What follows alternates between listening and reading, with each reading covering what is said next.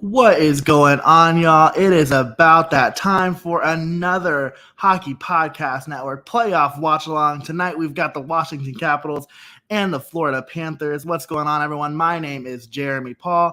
I am the co-host of Subjectively Speaking here on the Hockey Podcast Network, and I am so excited to be with you all tonight to talk about this one. Should be a lot of fun. My co-host Laura will be joining us here shortly. She is just finishing up one of our episodes. We do exit interviews at the end of every season, so we do those separate from one another. So it's our chance to kind of dig at one another, talk a little bit about the season that was, and to look ahead to the season that will be. So a little shameless plug there. If you're looking for some Blue Jackets content, you know where to find it, because we are the dedicated Blue Jackets podcast on the Hockey Podcast Network, which might lead you to the question, why in the world are these two going to talk to us about the Capitals and the Panthers? That's a really great question. We are just like y'all. We love us some playoff hockey, and we're here to talk all about it. And we are just as excited to watch this game as we are to talk with you all in the chats. We've got a lot of folks already coming in. We've got a Let's Go Caps in the chat from John. Welcome on in, John. Hope you're having a good day. Hope you're excited for this one. Caps obviously up 2-1 in the series. Not too many folks, including myself, I'll be honest. I have to own it. Had this one going the Capitals' way, up 2-1 right now. Gotta love it. A lot of fun. That's why they play the games, right? That's why they play the games. They don't just let people like me pick the games at home and call that what it is, right? Front Row Productions, hashtag all caps indeed. And then we've got good evening, everyone, except for Panthers fans. Well, you know what? I'll say good evening to the Panthers fans. Front Row, I understand why you're not, but I'll welcome on in everybody here. This is an equal opportunity fan podcast channel, so we'll let everybody in here. Come on in. Let's have some fun. Let's chat a bit. We've got, hello, guys. My prediction is 2-4 Capitals. Panthers hope they win. Hope to win a trip to Blue Jacket Stadium, as my prediction is. I'll tell you what. All sports fan Adam, we would love to have you at Nationwide Arena. Maybe we could reach out. Maybe we can figure something out and get you on through. Because you're going to have to remind me. New York sports fan, right? Or am I making that up? I want to say that you're a Rangers fan. Tell me if I'm wrong. Let me know if I'm wrong. I'm happy about being wrong. Huffy Productions loves both teams, so they can't choose. They just hope everybody has a good time. They're just hoping that everybody has a good time tonight, and gotta imagine that they will. Shout out to our friend Boomanis in the chat. I'm not a Panthers fan, but did pick them to win, so for that reason alone, I am cheering for them. How many folks do that, right? I think sometimes that's why I get so excited about brackets, is because I get really invested in who I pick, and I find myself kind of rooting for them, even when I can't pull myself to do it in the regular season. I've got the Penguins beating the Rangers in their series this week, and so I've been pulling for the Penguins like very slightly. Laura would give me a lot of crap for that, but I've been pulling for them just ever so slightly. So, man, you got to enjoy that, right? But cheesy bacon burger in that mouth. How's it going, my friend? Hello. Welcome on in. Hopefully you're as excited about me as watching this one. Then we've got Donnell. What's up? How's it going? Yep, we got a live stream of this one. Donnell, Laura is on her way. She's actually wrapping up one of our episodes. We've got one of our friends co-hosting that one with her. We do exit interviews at the end of every season. And so we're going to go ahead and get that one recorded. I'll record mine tomorrow. So if you want to check out Laura's exit interview, that episode's going to drop tomorrow. So check that out. Subjectively Speaking is the name of the show. And you can follow us on Twitter by checking out the @ that's located underneath my video right here at SubjectivelyPod at CBJECTIVELYPOD. So yeah, Heavy Production saying I am not hoping we have a nice game. I want 4 to 5 penalties.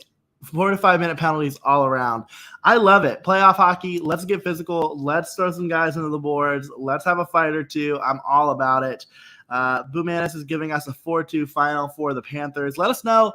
Throw it in the chat. Who do you got in this one? Obviously, the series is in the Capitals' favor right now. They're leading 2-1. Not too many folks had that one coming. I know I didn't, if I'm being entirely honest. So, let us know who you got.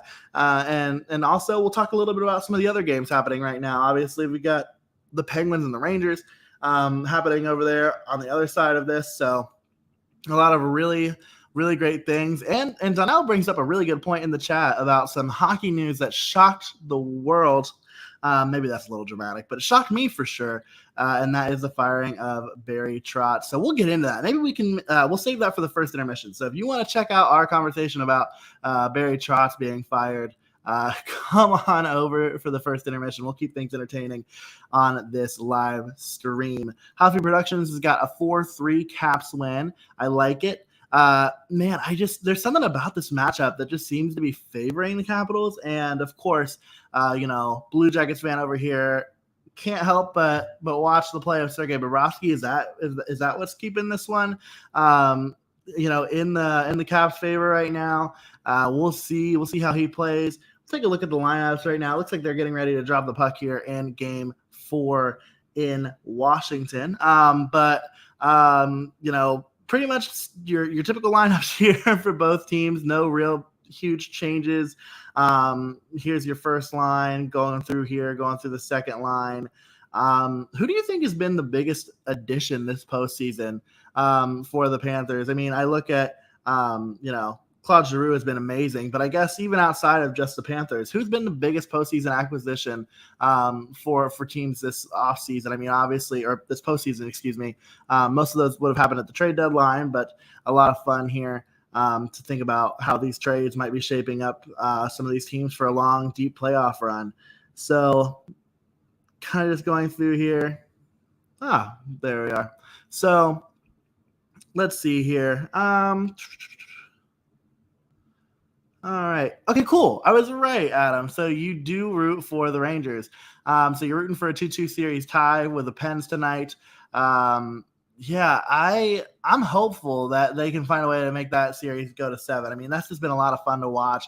Obviously, a lot of really great storylines in that series, going from, obviously, not having Jari available, going down the list, just having to find ways. Now, Ming is in there putting on work. What do you think of his play so far, everybody in the chat? It's been quite a lot of fun to watch.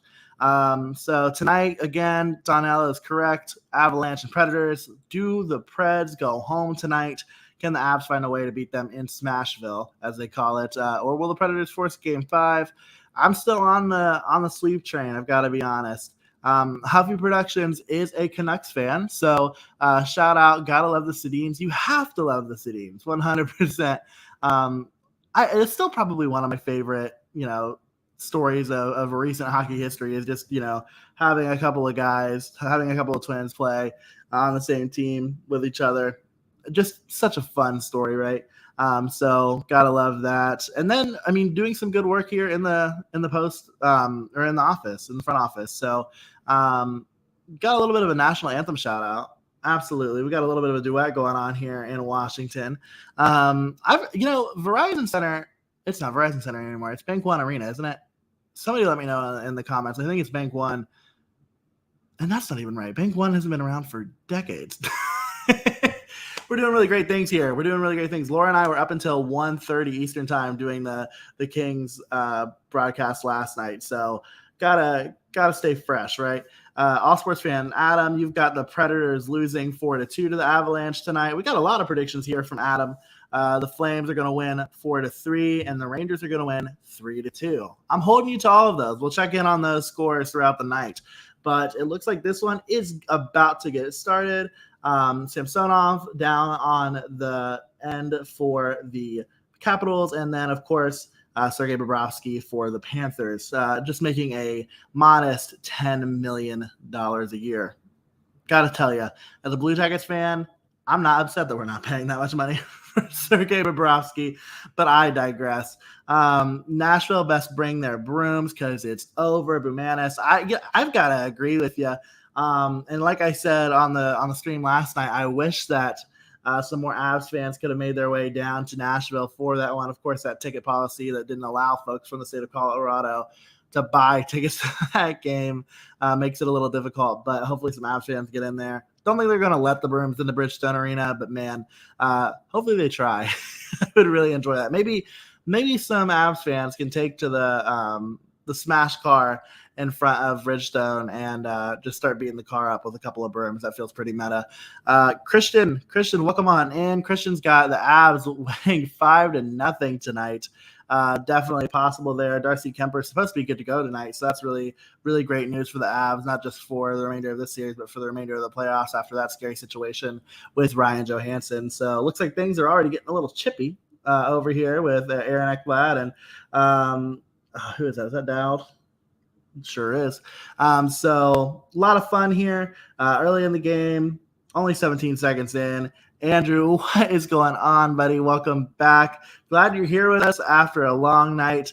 I also thought we were doing the Pens game, but we love a quick audible. That was my bad. I was out here predicting or letting y'all know all the wrong information. So too bad that we're not doing that one. But I have to say, as somebody who's really not a fan of either the Penguins or the Rangers, and also knowing how much Laura really strongly Sergei Bobrovsky is on his back trying to hold on to this puck. And it looks like a lot of folks are not happy with the play here at the net. Sasha Barkov getting a little involved here with Larson, Claude Giroux helping to break some stuff up. Good stuff here early on. Somebody getting thrown out. Well, not thrown out, but somebody getting sent to the box here. Looks like perhaps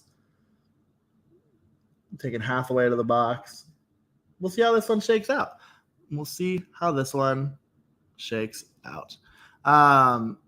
So as we're looking here, got some more chats in the got some more comments in the chat. There we go. You think for somebody who hosts a podcast, who talks somewhat for a living, that I would be better at using my words. But no, you're not getting any of that here tonight, folks. So cheeseburger in that mouth. Cheesy bacon burger in that mouth. We can't forget about the bacon. Come on now. Come on. Has got the Caps winning this one 5-1.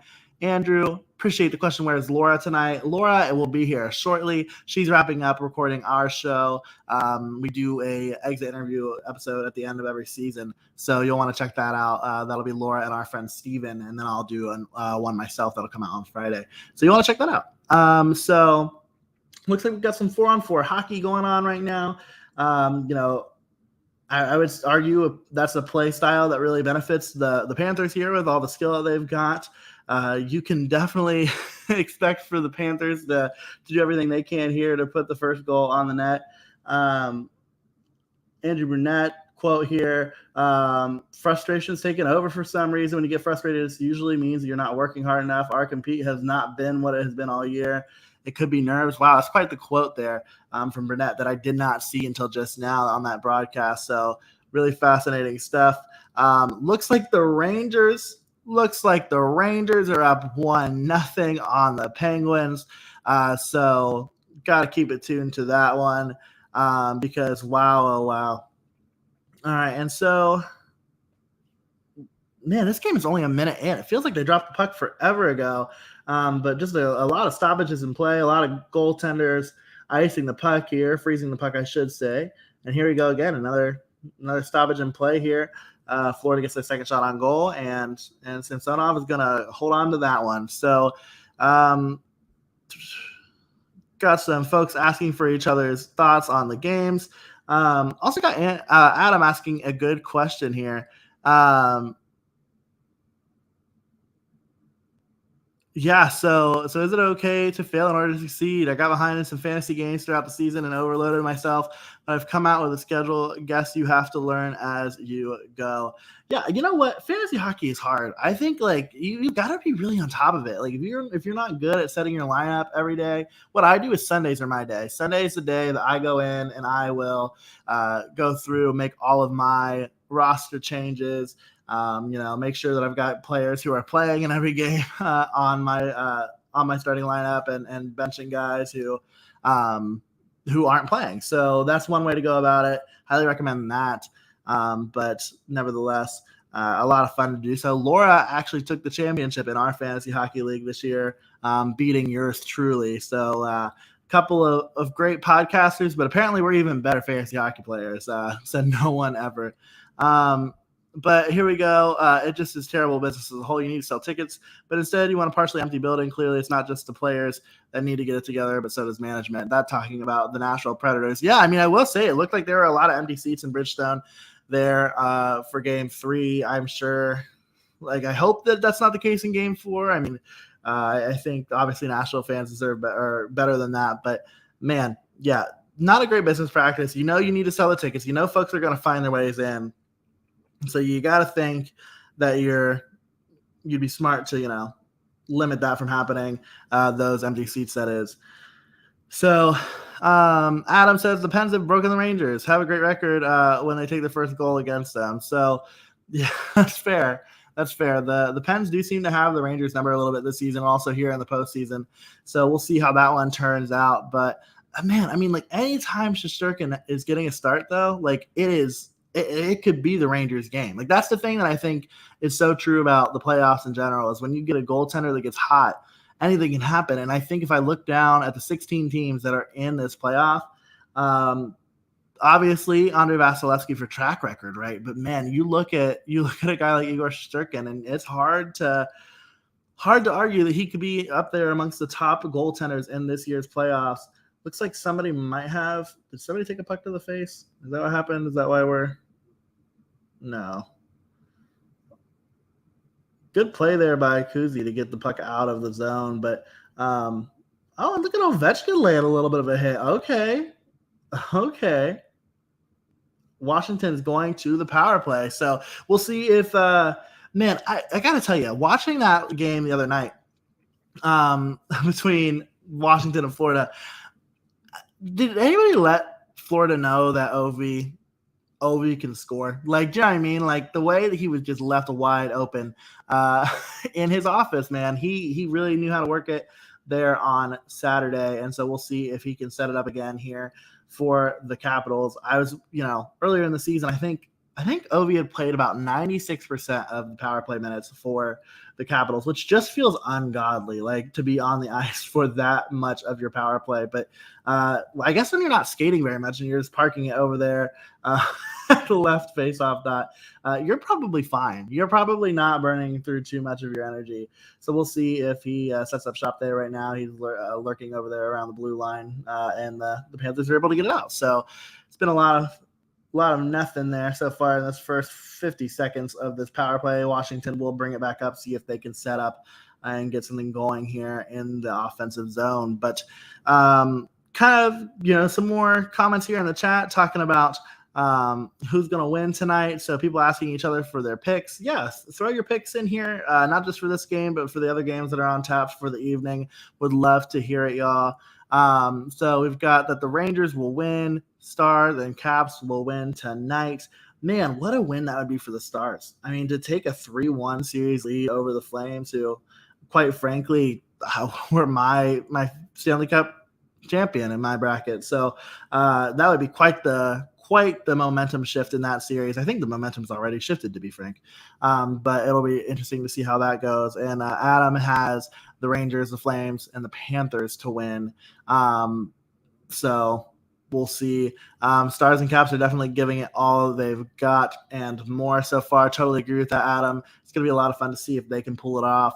And Andrew, send a bowl my way, having some ice cream with M&Ms. What kind of ice cream are we rocking with over there, Andrew? We got to know. That's important stuff. Are you more of a vanilla guy when you're just having, throwing some stuff in there like M&Ms, or are we making it interesting? Got to let us know. All right. So again, not really much going on here for the Caps on the power play, bringing it back into the Panthers zone, and they're going to throw it back up to the blue line here. And Ovi is again hanging out over there on the left side of the ice. Hasn't really been able to get the puck so far on this power play opportunity for, here he goes with the shot, and Bobrovsky with the save on his fellow countryman. So there you have it. That one is over. The Caps are unable to capitalize on that power play, and we're back to even strength. The Panthers coming back and getting the forecheck going here in their defensive zone. So Andrew, you're rocking with the vanilla ice cream. Heck yeah, you are. Big fan of that myself. So this one stays going. Not too many stoppages in play now that the game has gotten going. Man, that first minute was slow, but it looks like we've got something going underway here. Again, we're here with the Capitals and the Panthers. We've got some stats up here for you. Come check it out.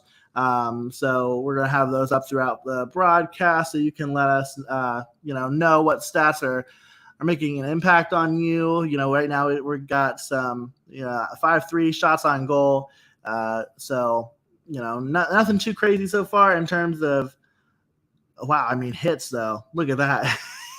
The Capitals are out hitting the Panthers 8-1 so far, but they've given the puck away twice, and it looks like the Panthers have taken it away twice. So good start here. I think for both teams, I think both teams are probably okay with the start in this one. If you're the Capitals, you don't want to let this team score early and often. You want to be able to hold them. And if you're the Panthers, man, you're happy that you didn't give up a goal there on the power play because, man, they've been really good on the power play in this series. Donnell's asking about Shake Shack.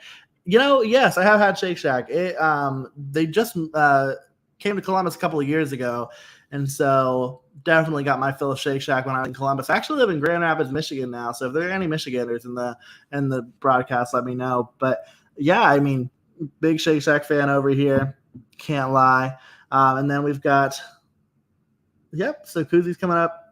No, doesn't really get a shot on net there. It looks like both teams. What's the shots? The block shots here. Oh, 0-0. Never mind. This is why my career isn't in analysis, right? But what a shot there by the Panthers. But I don't think that one got on net. I think that missing Samsonov. But yeah, now the Caps are going back to the power play here. Yeah, looks like it. All right, and so then we got some more chats here. It sure does sound scrumdiddlyumptious. It absolutely does. Good luck to the Maple Leafs tomorrow. I expect the series to go 7 with the Bolts. I have to agree, right? Like, if there are some series that feel like they're going to go 7, it just feels like that's one. To me, it also feels like the Bruins and the Canes are going to end up going 7. I feel like the Bruins just are that kind of a playoff team, right? Like, I don't feel like they lose very many series in less than 6, maybe even 7 games. And so if the Canes want to get out of that one, man, it's going to take them everything they want and more. And then Jacob says Bolts in 6. Jacob, how's it going? I don't know if we've said hello yet so far. But Jacob's got the Bolts in 6, and I'll tell you what, if the Bolts find a way to win this series in 6, I can assure you that the only place I'm looking for like 2 days is Leafs Twitter. Like, I will park myself on Leafs Twitter and I will enjoy every second of it. But man, oh man. All right, Donnell, that's good feedback. Yeah, Laura and I, we tend to talk quite a bit to one another. So we'll make sure we get some more of those comments in the chat here as we get going. And then we've got Boo Manis, we appreciate you following Subjectively Speaking. If anybody else wants to go follow Subjectively Speaking, we are a Blue Jackets dedicated podcast. I know what you're thinking. Why the hell is this guy sitting here talking to us about the Panthers and the Caps? But we're a Blue Jackets podcast. Check us out at Subjectively Pod. That's CBJECTIVELYPOD. Would love to interact with you over there. We try to talk a little bit about the National Hockey League as a whole on the show, and then also on Twitter. We always love interacting with folks on Twitter. So go ahead on over that way if you want all of the up-to-date content from us. But this one so far, looking at it, shots about even 4-5. Panthers are out shooting the Capitals right now. You obviously got to hope and think that that's going to we've got a goal. We've got a goal here from the Caps on the power play. Who was it? See, my stream is a little bit behind the stats here. So let's see here. There it goes. Did that get deflected in front of the net? Was that an Oshie goal or is that? All right, who fired that one in from the point? Sergei Bobrovsky lets one in, and now the Caps have a 1-0 lead. How about that? Caps are up 1-0 on that tripping penalty. Man, what a shot. Let's see here. Ovi. Man, they do a great job keeping this one in here. There are a couple opportunities that the Panthers had to get this one out, and wow. That one, that's definitely an Oshie goal. There's nothing Bob can do about that, right? There's absolutely absolutely nothing Bob can do there. So Oshie is going to get that one off of the Carlson shot because you've never heard that before, have you? 31 career playoff goals and his third so far in this postseason. Oshie's having himself a good playoff run here so far. But Front Row Productions, they're happy to hear this one. Yes, let's go with a bunch of fire emojis. Give it up for the fire emoji in the chat. It's been a lot of fun so far. This one has been obviously a couple of opportunities here for the Capitals on the power play. If you're the Panthers, you cannot keep doing that. Like, you cannot keep giving them the opportunity with the man advantage because they've shown time and time again that they're going to make you pay for it. And this is not the time. I mean, like, let's call it how it is, right? I mean, like, you're getting away with a lot of stuff in the playoffs. So if you're out here doing the things that are going to get you called time and time again throughout it, man, you're going to get what's coming to you, especially when you're playing the Washington Capitals. So let's see here. Yeah, we're getting another look at this shot here from Carlson. Man, yeah, but I mean, Ovi does a really great job, I think, keeping that puck in there at the blue line, and obviously the Caps get rewarded for it. But as they're going through those replays there on TBS, which is where you can catch tonight's game if you aren't tuned in there already. So, what's your favorite away jerseys in the NHL? That's a great question, Donnell. For me personally, I am a big fan of the Kraken's away jerseys. I don't mind their home jerseys, but there's something about that away jersey that's just so sweet. You can't help but really appreciate that one. Some other ones, I'll tell you what, it's something about just how like timeless it is and how classic it is, but I'm also a fan of the Leafs away jersey, that white with the blue maple leaf in the center, just is such a classic look. So I'm a pretty big fan of that myself. But what are some of y'all's favorite away jerseys in the NHL? Let us know in the chats. Would love to hear from you. Which ones are your favorite? A lot of good ones to choose from. I hear there are actually 32 to choose from. So plenty of options there for you all. Keep knocking down my phone over here. I got to get a better stand for my phone so that way they don't keep falling over during the games. But Oshie is gross hot. He is hot so far in this playoffs. He'll keep it up too, man. If you keep letting him be open in the slot like that to get a stick on a puck, fire from the blue line, especially from a guy like Carlson, he's gonna be very productive this postseason. So, looking here now, obviously the Capitals trying to make this a 2-goal game, but the Panthers have something to say about that. They'll continue to try to forecheck and keep that puck down there, but they fail here. So, looks like Johansson's gonna come up here. Stoppage and play. So, pretty slow turn of events since that goal, right? Just a little bit of back and forth. Both teams trying to find a way to establish their style of pace here in this game. And really, it looks like the Panthers are the team that's failing to do that right now. The Capitals are doing everything they can to clog up the neutral zone, keeping the Panthers from being able to make any fast breaks back into the zone. So, Jacobs wants to know what's going on with the Panthers so far in these playoffs. Andrew Burnett, interim head coach for the Florida Panthers, which I've got to say, it'll be interesting to see if they kind of like sputter out here in the playoffs. I'll be interested to know whether or not he stays on. Could you all see that scenario, right, where the Panthers don't find a way to do anything here in the playoffs, and they don't end up holding on to him, even though they just had that successful postseason or regular season, excuse me. So Donnell, who scored for the Capitals, it was none other than TJ Oshie, which always fun when TJ Oshie scores on Sergei Bobrovsky. If you know, you know. We're throwing it back to the Olympics. And the however many round shootout between Team USA and Team Russia. That TJ Oshie just kept getting put out against Sergei Bobrovsky, which was a complex moment for Blue Jackets fans. I think obviously you're rooting for your team's players to do well, but obviously you got to go with your countrymen there, country over team there. So, and then Peter Laviolette, 78 and 73 in the postseason is what they're showing here on TBS. He's brought 5 teams to the playoffs, which is pretty impressive. That is pretty impressive to say the least.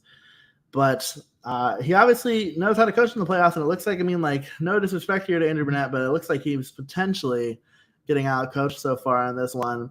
And Sean Butcher, Man, I would recognize that profile picture anywhere. Welcome on in, my friend. Seattle by far has one of the cleanest jerseys out there. Totally agree. Seattle's away jersey is just so crisp. I think that might be one of the, and I mean, there are probably a few others. I'd have to think about it, but one of those moments where I actually prefer the away jersey of the team more than I prefer the home. And then Bumanis is asking, what is the one series before the playoffs started that you said to yourself, there is no way that team is going to lose this series? Mine was Calgary. Yeah, I mean, I would say Calgary was up there for me too. I want to say that I picked two series sweeps, and I'll be honest with you, this was one of them. I had the Panthers sweeping the Capitals, but then I also had the I want to say I had the Avs sweeping the Predators, but I can look here at the intermission to keep myself honest. But yeah, I had I want to say Calgary and Dallas going 5 games. I thought maybe Dallas would find a way to get that one, get one. But yeah, I mean, a lot of those teams that I just mentioned, I thought there is no way that they're losing this playoff series. So, I mean, it just happens, right? Like you get to the postseason and all of a sudden, man, it all sputters before you. Life comes at you fast in the postseason, and you have one bad game, man. And all hell breaks loose. And Sean, similar situation here. I had the Panthers sweeping the Capitals, but boy, was I wrong. You and me both, Sean. I'll tell you what, we were not smoother than a fresh drive Skippy there. But as we're looking here, best away jerseys, hometown teams, Rangers, Islanders, and Devils. And then, of course, the Blackhawks, Coyotes, Sabres, Senators, Flames, Kraken, and Golden Knights. Yeah, I mean, all pretty solid. I mean, you can't go wrong with anything Coyotes, to be frank. Just thinking about that Kachina jersey. But, man, the Senators probably have a little bit of an underrated jersey, too. I'll give you that. But yeah, everything's looking good there. So we're going to go ahead. I'll take a little short break real quick here while this is an intermission. Going to refresh my water so I can stay hydrated. Hopefully let me know what you're drinking in the comments below. We'll talk about it when I come back here, but let's go ahead and give us a little break here as we continue to talk about this matchup, the Panthers and the Capitals. The Capitals are up 1-0 on this commercial break. So let's go ahead and throw this up at somewhere. Yeah, there we go. All right, we'll be right.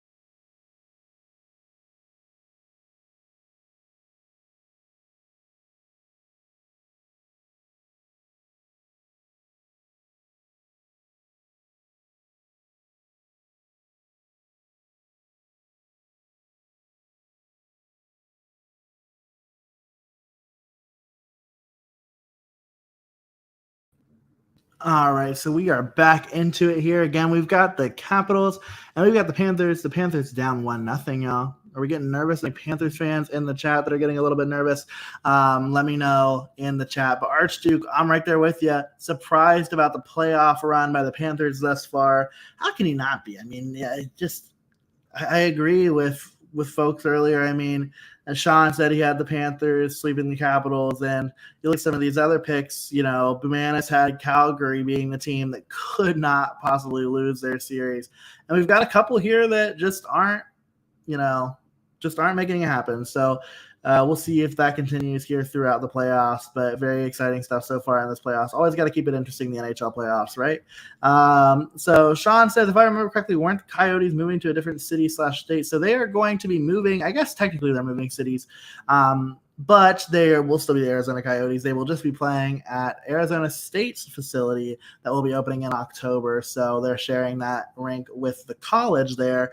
Roughly going to seat about 4,700. So it's going to be a very intimate setting for the Coyotes next season. So that'll be a lot of fun. If you can find a way to get to a game there. I know Laura and I have talked about really wanting to try to get to a game there, but I think I just saw that there are probably going to be about 175 face value tickets, which, you could save up for anything, right? But man, I was like, to go to a Coyotes game, $175. I don't know if that's the one for me. But speaking of Laura, somebody finally decided to wrap up our show. So she is here with us. We'll add her on in. I know she's going to laugh at me for making fun of her for that.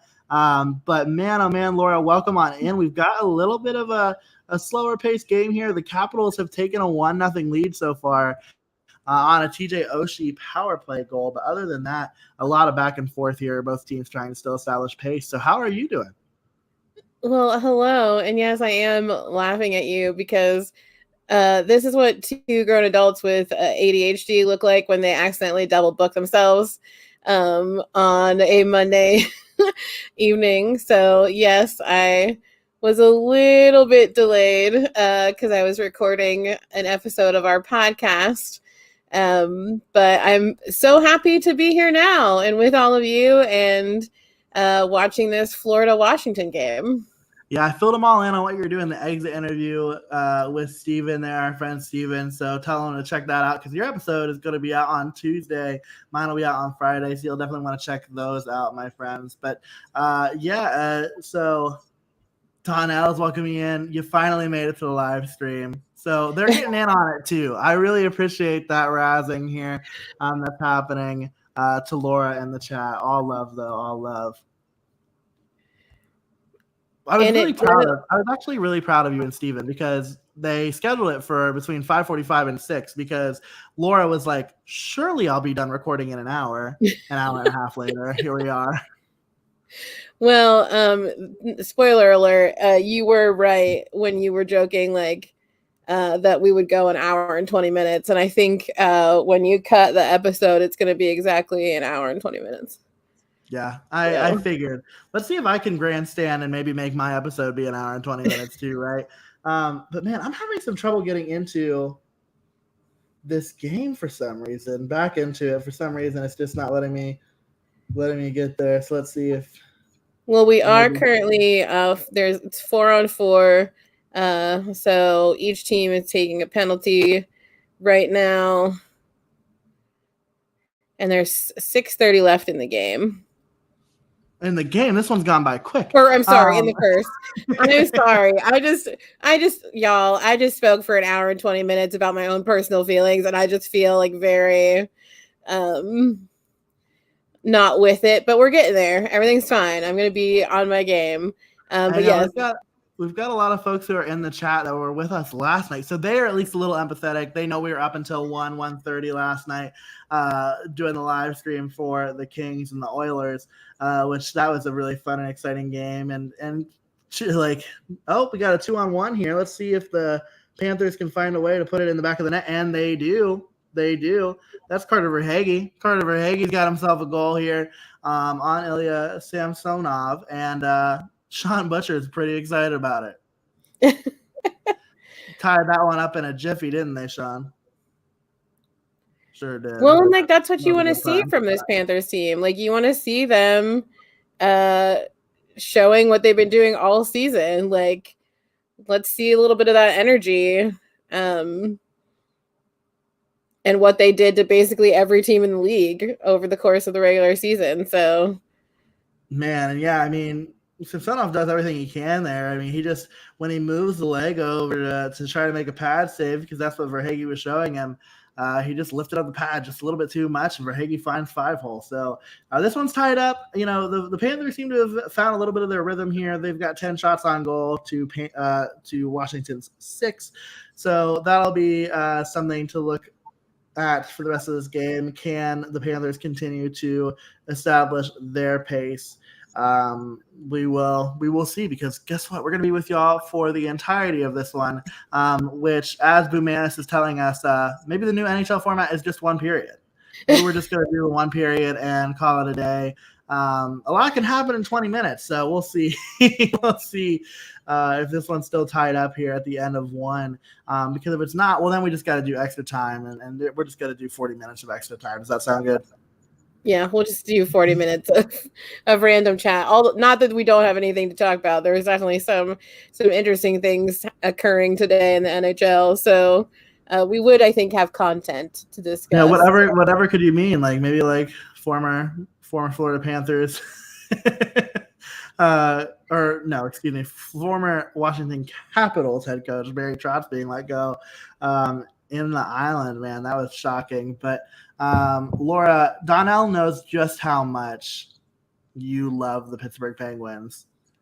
Oh God. Now I'm nervous as to what you were talking about while I wasn't here. No. We were just talking about how we were glad that we weren't broadcasting that one. But Laura, I hate to break it to you, the Rangers just let the Penguins score a power play goal. And who scores? Crybaby Crosby. I know you don't like the Penguins. I don't like them either, so I am right there with you. Yes. I was both sad that we were incorrect, but also happy that we were not covering that game, because I have a fear, as much as I hate them, I have a fear of Pens fans, because I believe they would have just outright probably attacked us as a Columbus Blue Jacket entity. And after being up super late last night, I don't have the emotional capacity to deal with angry Pens fans right now. I very rarely have the emotional capacity to deal with angry Pen fans. I remember probably my first interaction with hockey Twitter was when I was at a Blue Jackets game. I saw a little kid in a Sidney Crosby jersey, and I had taken. I know this story. And a herd of folks, and I posted a picture. I was like, "Bad parenting 101." Facetious as hell, a joke, right? Like, because that's not bad parenting at all. But man, Penguins Twitter found that. They found that one for sure and let me know that they weren't a big fan of it. The other little kid wearing a Penguins jersey that I think is the story that you were thinking of is when our friend Kelly and I, we went to go check out the game one of the Jackets and Penguins playoff series. I believe it was 2017, and got to watch a little child come up to me and just like stare at me in the eyes and just like middle finger, like just like flip me off. And I was like, what is this? Like, what do you mean? Like, what is going on? So it looks like we've got some. Do we have somebody in the box there? Somebody in the box? No. I don't know what I was thinking. But even strength here, still on one, about 4.5 minutes left in the first period. Panthers leading in shots 10-7. Sean is rooting for the Panthers and doesn't know why, because he hates Florida personally, but just doesn't like the Capitals for some reason. And I think that that's a fair thing to think, like, or fair thing to not like. The Capitals, it's just like, I am all for the newness. Like, obviously, like the Panthers. Oh, it looks like Florida is here on the power play. That's my fault. I don't know why it took them in the feed that I'm watching. I don't know why it took them until there was only 1 minute and 15 left in the power play for them to put it up on the screen. But hey, I'm not a TV producer. But yes, Florida is on the power play. Perfect. Yeah, and I don't have the volume on mine because the last thing I want is for any of us to get sued for broadcasting the actual game. So we're going to avoid doing that. But Phoenix Gaming is back. Phoenix, how's it going? Hope you're having a wonderful, wonderful Monday. Yes, it's Monday. My days are all messed up. It's summer in higher education. I just show up to work when I think I need to, and that's about it. But Donnell's letting us know that he does not like the Bruins or the Flyers because Boston and Philly fans, not a great time. So Donnell's a diehard New York sports fan. I can definitely support your hatred of the Bruins. Without a doubt. And Sean's A+ here. Avoid those scary lawyers. We will.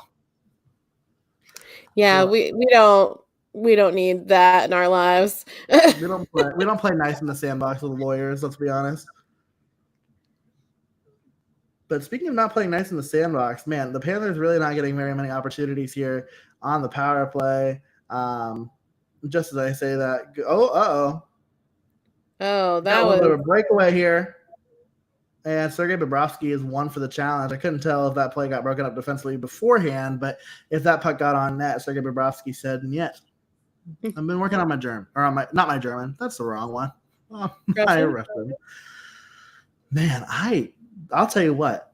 I think I am more tired during this live stream than I was during the one we were up until 1. So I've got myself a fresh batch of coffee here. Let us know in the chat what you're drinking. Hopefully you're drinking something a little bit stronger in the other sense than a black coffee at 7:48 p.m. Eastern Standard Time. Also, let us know where you're watching from. Throw it in the chat. Where are you watching from? Who's your favorite team? Let's get to know one another here tonight. We're going to be here for a little while, so let's do the damn thing. Let us know where you're at and let us know where you're watching from. Yeah, we had a little bit of everyone last night, so we definitely want to hear where y'all are from. And I'm in Ohio and Jeremy is in Michigan, respectively. So yeah, let us know. I'm roughly about like right here. Yes, the mitten. For anybody who's curious, up in good old Grand Rapids, Beer City, USA, which again makes it sad that I am consuming a coffee at this hour. Got some predictions in the chat. 3-2 Panthers win from Sean, and on the flip of that, 3-2 Caps win from Front Row Productions. So gotta love it. Archduke is a Blues fan. So Archduke, you're a bigger fan of mine than you are Laura's. I've got the Blues to win that series. Laura's got the Wild. Laura's got the Wild to win that series. Could she be right? Who knows? We'll find out, won't we? We will find out. But sorry, I just ADHD moment. Yes, I do have the Wild in that series. But I have been wrong. So who knows? But again, playoff hockey is like no other. Anything can happen. Although I'm pretty sure Colorado is going to sweep the Preds. That I'm pretty confident. I am also pretty confident in that. Sean is from Fort Knox, Kentucky. Front Row Productions is in Washington, D.C. So this 3-2 Caps prediction makes a little bit of sense. Although Front Row did let us know earlier that they are rooting for the Caps in this one. But you've got to be pretty happy with the way this one started. And okay, here we go. A little bit of a chance here, but no, the Panthers get back defensively. And then Donnell let us know earlier that they're a fan of Shake Shack. And so the question was posed to us, have we ever had Shake Shack? And that we have. So what are your thoughts on good old Shake Shack? Yeah, we got a Shake Shack in Columbus a few years ago, which was like the hugest. If you haven't been to Ohio, like when things happen like that, it's like a big deal. Like people were like lined up for like 3 hours to go to Shake Shack. It's good. I like it. The cheese sauce is like that for me. Like I just love the cheese sauce. Yeah, the cheese sauce is good, and I also have had a couple really good milkshakes from there. But I'm not gonna say I'm not gonna rule it out until I've tried like all of the major like popular burger places. And then I'll give a definitive reaction. But like, it's pretty popular. I think we now have like 3 or 4 locations in Central Ohio. So it's definitely popular. I think the one in Polaris even has a drive-through. What is going on? Hello, Ohio. I used to work for Radio U in Columbus. So you are familiar with good old Columbus, Ohio. We love the 614. But yeah, Shake Shack is a little bit overrated. Well, overrated. I might push back a little bit. I think it's pretty good. But way too expensive. Yes, 100% way too expensive. Totally agree with you there. And Dylan's checking in. What's up? Dylan says, go Ovi. A lot of chances for Ovi there on the power play. I think the Caps had 2 opportunities there. So, he's set up in his office for a little bit there. But we've got some stuff to cover in the intermission. We've got Barry Trotz to talk about. Sean's asking us a question about Nashville. We've got all sorts of other fun things to talk about. Real quick, though, got to shout out our guy, Boomanis, who is drinking Diet Coke. So you are one with Laura's heart. Laura, big Diet Coke fan. I'm Team Pepsi. Who else is Team Pepsi over here? Let us know in the chat. Probably not very many people. I know I'm in the minority, and I'm okay with being different. So Boomanis' team is the Avs all the way back when they played in Quebec. And we love doing the streams here. We have a lot of fun with you all. So we appreciate it. And Front Row Productions letting us know that when they lived in Columbus, they lived in Dublin because they were bougie. I feel like we've talked before. Have we talked about this, or am I having some sort of a strange deja vu moment? Like we've talked with this person about Dublin? No, we've talked before. You've been, I think maybe Front Row was in our very first stream. I could be wrong. Oh. I could be wrong. Front Row, let us know if we've talked about this before. I can't remember, but I do support you being bougie. We both Jeremy grew up in Westerville, and then I spent a good majority of my adult life in Westerville, which is also kind of bougie. So we support that.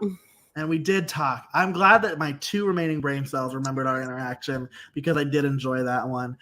So Sean is letting you know that he is Diet Coke all the way. Yes. But of course, we're going, because I'm the one controlling the comments, we're going to go to break with this I love Pepsi comment courtesy of Pones and Piggy. So we are going to take a really short break here. We are going to refresh everything, our beverages, our voices, and we will be back with you all here in just a moment to talk about intermission and just to talk about all the other things happening in the hockey world. So stay tuned.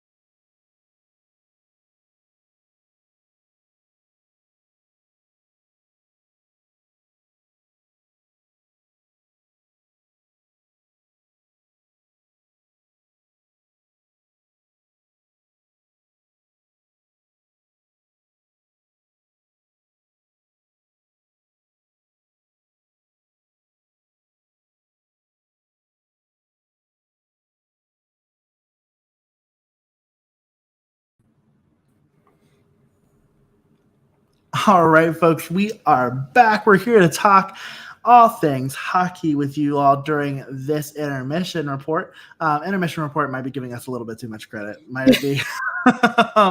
But nevertheless, we're going to get rid of these stats here for a second. Just we're going to have a moment with the folks that are here with us.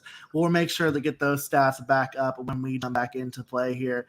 But man, you got to say, quite a period there for both teams. The Capitals obviously start off strong. The Panthers find a way to get on the board. Carter Verhaeghe ties it up after TJ Oshie took the lead for the Caps. But we've got a lot of really fun hockey to come. For these next 40 minutes will be interesting. Obviously, both teams getting a little chippy with one another, keeping things physical. So how do you think this one wraps up, Laura? We're 1-1 right now. Where do you think this one goes?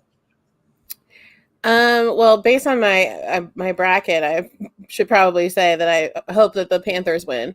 But it's going to be interesting. It's kind of giving me, I mean, obviously not shutout vibes, but like the slow start to this first period is like kind of giving me a lot of similar vibes to the game that we covered last night with the Edmonton Oilers and the LA Kings. Like just kind of like finding, rhythm on both ends and getting back to like individual styles of play. But you guys also think like these teams that are playing in the playoffs have to be like, yes, they're excited. Like obviously they're doing everything that they can to prepare and be their best in these playoff series, but they got to be exhausted too. Like literally went straight from the end of the regular season immediately into playoff hockey, like just immediately into playing these very intense, high energy, physical games. Cause like everyone says, the playoff hockey is different and it's much more intense. And so, and with traveling, like with the travel part of it too, like they've just got to also be exhausted. And so I think what we're seeing as we get halfway through this first round is like some of these teams are kind of hitting like a bump in the road as far as like their level of compete and their energy and all that sort of stuff. So that could really make for a few upsets in these first round matchups. So it's interesting, but I'm going to still hold on to the Panthers taking this one in the end. Yeah, totally agree with you. I think that there is no doubt in my mind that the Panthers are going to find a way to pull this one off tonight, tie it up. And I mean, at the end of 60 or maybe more, you know how the playoffs are. If at the end of 60, the Panthers have not pulled this one off, well, then you all can clip this part and you can put it on freezing cold takes because that's about where I'm at, right? So we've got some more chats that have come in since we went to our little break. So Archduke let us know that they're boring and they're drinking H2O. Archduke, this one's to you. To spice it up, I've got my water in a mason jar, but we stay hydrated here. Drink your water. Drink your water. Let's stay hydrated. A water day keeps literally all disease and all other things away. So like, let's hydrate. So cheers to you, my friend. It is pretty important. And then Front Productions let us know that Westerville, my hometown, is the home of Radio U. The way that I didn't know that. So you'll have to let me know like where roughly that is, like what area that's in Westerville. Maybe that was around where I grew up. But man, I'll tell you what, I love it when our exclusive members have taste. When our exclusive members have taste, I love to see it. Blue Manis is a Diet Pepsi guy, but it's always sold out when he goes to buy it. So they settle for a Diet Coke. And I think that the word settle is just so appropriate. I just think we're really learning how dangerous Jeremy can be with the power that he holds in controlling these live streams. Like just how he can manipulate what comments are shown. But it's fine. It's fine. I know I've got some try and true like Diet Coke fans out there. I will say, and I say this every time we have this discussion, that nothing beats a McDonald's Diet Coke. So I will give you that. But Some more comments here in the chat. Sean's letting us know that he also keeps his water in a mason jar when he drinks water because that's just how we do it. We like to keep it a little bit like Front Row Productions and keep it bougie in here. Looking at some of these other comments, Sean also letting us know that his dad actually grew up and lived with Brandon Dubinsky, former Blue Jacket. So, Sean, little did you know, we host a podcast. If your dad could make a little pitch for us to get Brandon Dubinsky on the show, we'd be forever indebted to you. And I'll send you as many mason jars and as many jars of Jif peanut butter as you want, my friend, because that would be pretty clutch. Yes, because Dubinsky is staying in Columbus and part of the Blue Jackets alumni that have remained in the city. He also is a season ticket holder for the Columbus Blue Jackets, which is super fun because his seats are like right behind the penalty box, which if you know anything about Brandon Dubinsky's career, he spent some quality time in the penalty box. But so it's always fun to see him at games. And he's also a real estate agent now, which is pretty common for, I think, many hockey players that when they retire, but especially in Columbus, a lot of them get into real estate.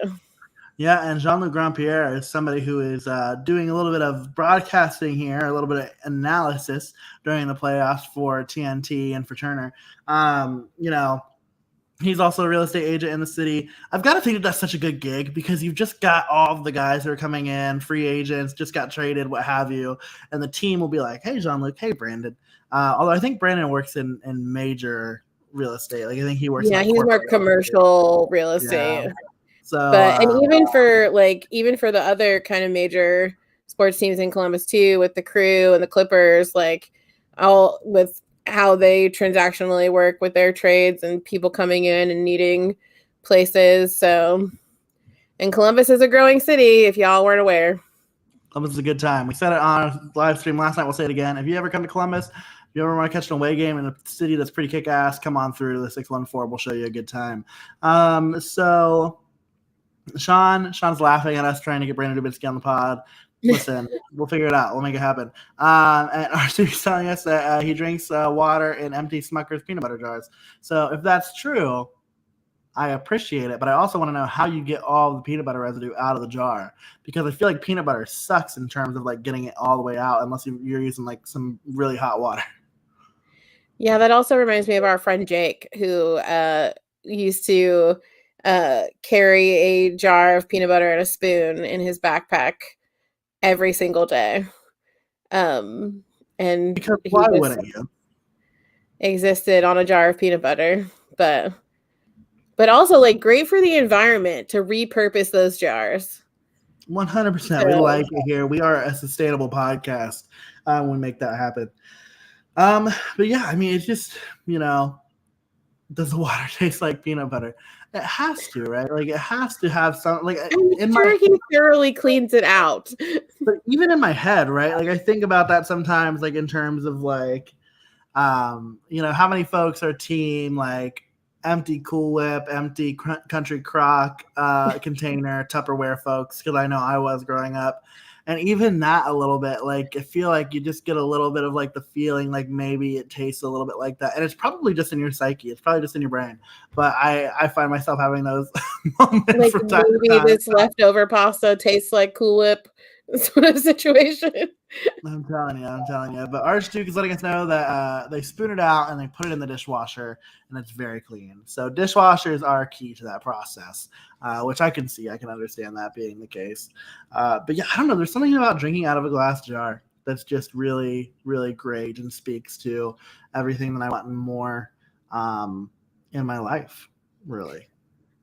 Which might be a touch dramatic. It is the simple things. It is. I'm the kind of person who will buy, instead of glasses, I'll just buy like a tray of ball mason jars. Yes, you are that person. I have been. I also have a mason jar tattooed on my body. You do have a mason jar tattooed on your body. So for different reasons. It's not just like a mason jar with water I'm really committed to the mason jar. That's actually just a mason jar tattoo. It is a very beautiful tattoo. It's not just a mason jar with water in it.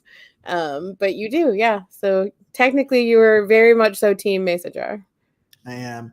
And Sean says, I feel if it wasn't for his hand injury, that Dubinsky would still be a major help to the team. I would love to see Brandon Dubinsky playing on this team with all these young guys right now. I mean, that's exactly the kind of player that we talked about all year on the show that that this team needed, right? Was somebody like a Brandon Dubinsky who would just like kind of like drop the gloves and let somebody know something about themselves all season, because a lot of our young guys kept taking it, pretty hard here for a while. So obviously Brandon Dubinsky would have been a little bit of a deterrent, and I'm sure the Blue Jackets are going to do everything they can to find themselves a little bit of an enforcer on the ice for this upcoming offseason, but we'll see where that goes or if that materializes. He would have had great big brother energy.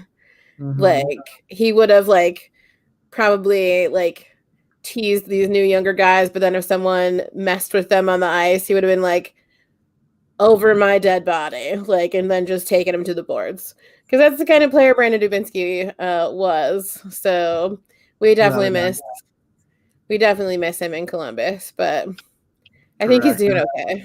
He is. Yeah, he's having a good time sitting there behind the penalty box in Columbus. And Boomanis is wanting to know, sorry for my lack of Blue Jacket knowledge, all good, my friend, but did Bobrovsky used to be a Blue Jacket, and was he as good as he looks in Florida? So a little bit of so yes, he did used to be a Blue Jacket. For 7 seasons. For 7 seasons. And I will tell you,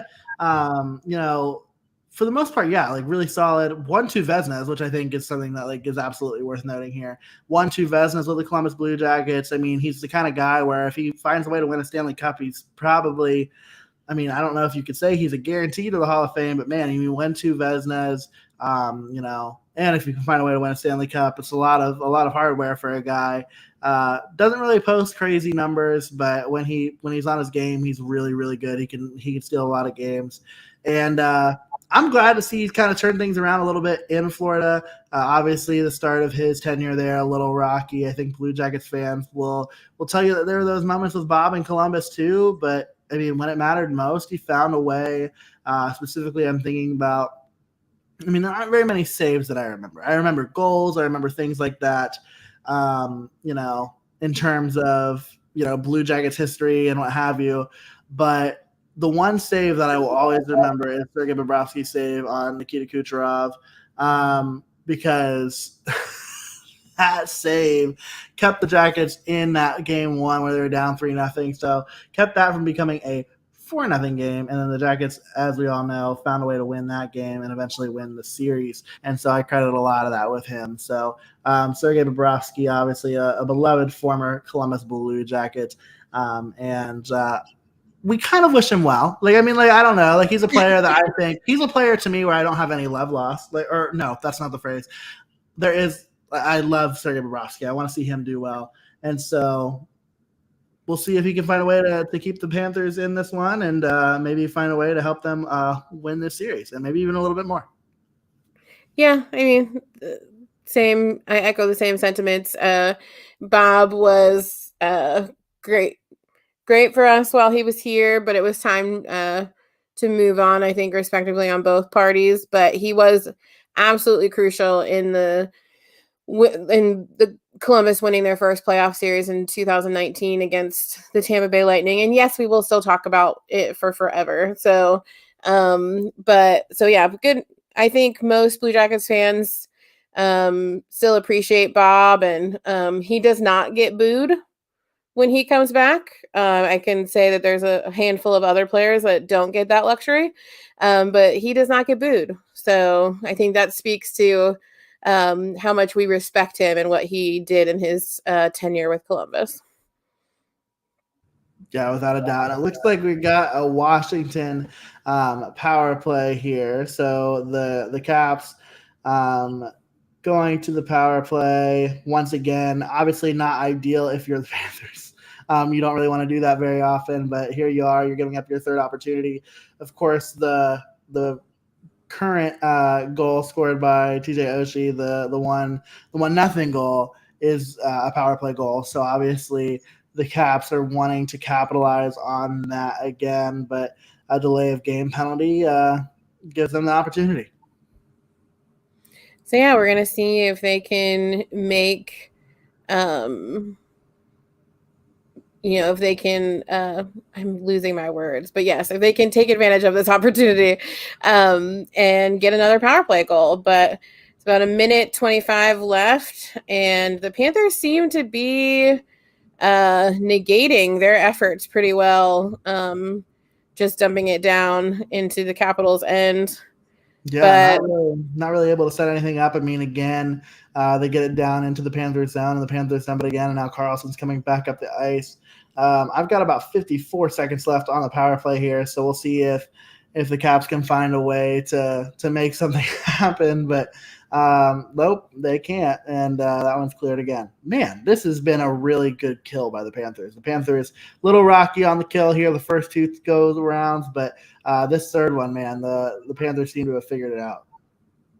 well, yeah, and if you're a Panthers fan, like that's what you're looking for. You're looking for them to have come back in this second period with sort of like a renewed focus, and especially we talked about it at length last night in our stream, about how important special teams are in these playoff game situations, and they can really make or break opportunities. So if you're a Panthers fan, you are pretty excited that they're hot on this kill and have so far negated the Caps from scoring. Without a doubt. And this one is over. So, back to even strength here. TJ Oshie is trying to find a way to get the Caps going here, but is unable to, and gets it cleared down here again, and they'll regroup. And crucial forecheck here by the Panthers, and they keep it in. They keep it in, but now it's going back out. A lot of fun there. While we continue to watch this game together, y'all, going back over here to the chat, Donnell wants you to know, Laura, that the Penguins just took the lead against the Rangers. So we're pretty disappointed about that. Boomanis. I think I also may have saw that someone on the Rangers, just briefly, I don't know the details, but I think someone on the Rangers got injured. So that could also be. Gotcha. Yeah, I missed that. So somebody let us know in the chat. Who got hurt? Who got hurt? Wait, so is it 3-1? Rangers give up 2 goals in 24 seconds. Pathetic. So is it 3-1? Oh, that is not a good look. It's not ideal. Speaking of not a good look, Boomanis is letting us know that Florida's messing up his bracket. Same here, our friend. Yeah, I really need Florida. Well, mainly because if they don't, my whole bracket is broken. So, yeah, correct. But it looks like Sean's got a question in the chat. Agree or disagree? Playoffs should have should have shootouts, and I know Laura and I are both hard disagrees on this. We have an episode of our podcast, which our podcast is Subjectively Speaking on the Hockey Podcast Network, and you can follow us by checking out my right here at Subjectively Pod, CBJECTIVELYPOD. But I think we have an episode that's called Anti-Shootout Podcast. So we are an anti-shootout podcast. Not a fan. Yeah, I absolutely hate them. They're the worst. And Jeremy can attest to this. If we are at a game, they make me physically nauseous. And this might be just because of like how the Blue Jackets perform in shootouts, but I think they're dumb. I think that the crazy amount of effort that both of those teams put into the regular 60 minutes and then in the regular season, and then a 5-minute overtime to then have it be like determined by luck essentially, and like to have put both of those goaltenders through all of that to then like really make it up to them almost. It's just not fair, and I don't think it's like an appropriate way, but obviously Gary Bettman's not asking my opinion. But I would just rather have regular overtime. Yeah, and like we talked about, he's not very receptive to feedback anyway. But speaking of being receptive, doesn't look like the Panthers are all too receptive to that hook, and it looks like the Panthers are going to be going on the power play. So get excited here. Could be a very key opportunity for them to finally take the lead in this game. So let's see if they can capitalize. Okay, pun. I do it, but a lot of folks also disagreeing with us here. Boomanis, Archduke disagreeing. with that take. Although I think the shootouts are fun. Like I like watching a shootout. It's just more so like Laura said, it's just like how that determines the game and why that why that matters. Kind of not a huge fan of that. And like Archduke said, not a fan of any sport. I mean, even more so, I mean, Laura, you bring up luck, but I mean, even more so in soccer, football, depending on where you're at. The penalty kicks there are just like, you literally have to guess. And hope you're right. But we've got somebody joining us from Grand Prairie, Alberta, Canada. Welcome on in. Hello. And Sean, a lot of power plays in this game. I believe this is Florida's second. So I think we've got 5 power plays in this game already. We're not even halfway through the game. Somebody earlier did say they wanted to see a lot of 4 or 5 minute penalties in this one. Not a lot of those, just a lot of 2-minute minors for both of these squads so far. Had a couple of 4-on-4s as well, I believe. So definitely. Well, and I think depending on how the rest of this game goes, we could see more of those level of penalties. I don't think either one of these teams is shy at getting feisty in these really close games. So, yeah, there's still plenty of time to see those 4 or 5 minute penalties.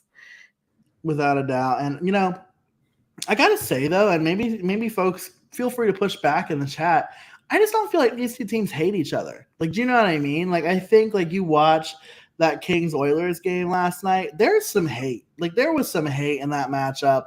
I think you look at some of the other matchups, I think, like, the Calgary-Dallas series, there's some hate in that matchup. There does not seem to be very much hate in this one. And, I mean, you look at hits, obviously, in this game so far, 24-20, I mean, the hits are being dished out, but it just doesn't feel like there's, like, a hatred here. And I think that's what the series tends to be missing a little bit in comparison to some of the others.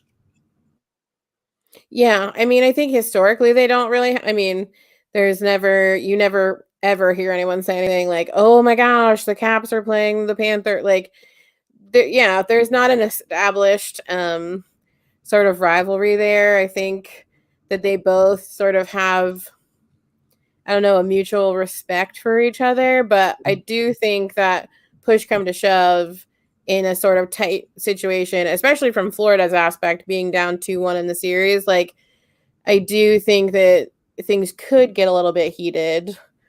But you never know. This also could be like the most respectable playoff series ever. But the first handshake line that doesn't have any sort of weird tension. But yeah, I mean, and what a play there. I mean, like, Samsonov keeps that puck out of the back of the net. And just a mad scramble there. The Panthers really kind of dictating pace here in the second period. As we look here at the second period, shots on goal, 4-0 so far. 8 minutes into this one, 7 minutes into this one. So not a ton of opportunities. Somebody's going to the box. Another penalty. Is that true? Yeah, no. I think, is his last name pronounced Marchment? Yeah. But from the Panthers, I believe he took a high stick to the face. So he's, bleeding a little bit. Yeah. So another power play for the Panthers. I mean, and those are some power. I mean, like, to be fair, I mean, we're talking about the officiating in this one so far. I mean, those are a couple penalties that you can't not call, right? I mean, like a high stick, I mean, that's obvious. A delay game, that's pretty obvious. So, to the officials' credit, I mean, it's not really like this one's being overly called, but we've got some hashtag all caps in the chat from our productions. Pretty excited about this game so far. And Sean's pretty excited about this power play coming up. Well, again, it is another opportunity to see if the Panthers can capitalize. I know, the same pun twice in a row. Capitalize on this opportunity. And obviously, and it was weird because, like, the ref was very, like, consoling to the Panthers player that took the stick to the face. Normally, you just kind of see refs go, "You all right?" Like, but he was just very consoling to him. But playoff hockey's wild. Like, sometimes you'll watch games where, like, nothing gets called, and, like, basically the refs are like, "It's playoff hockey, let them go."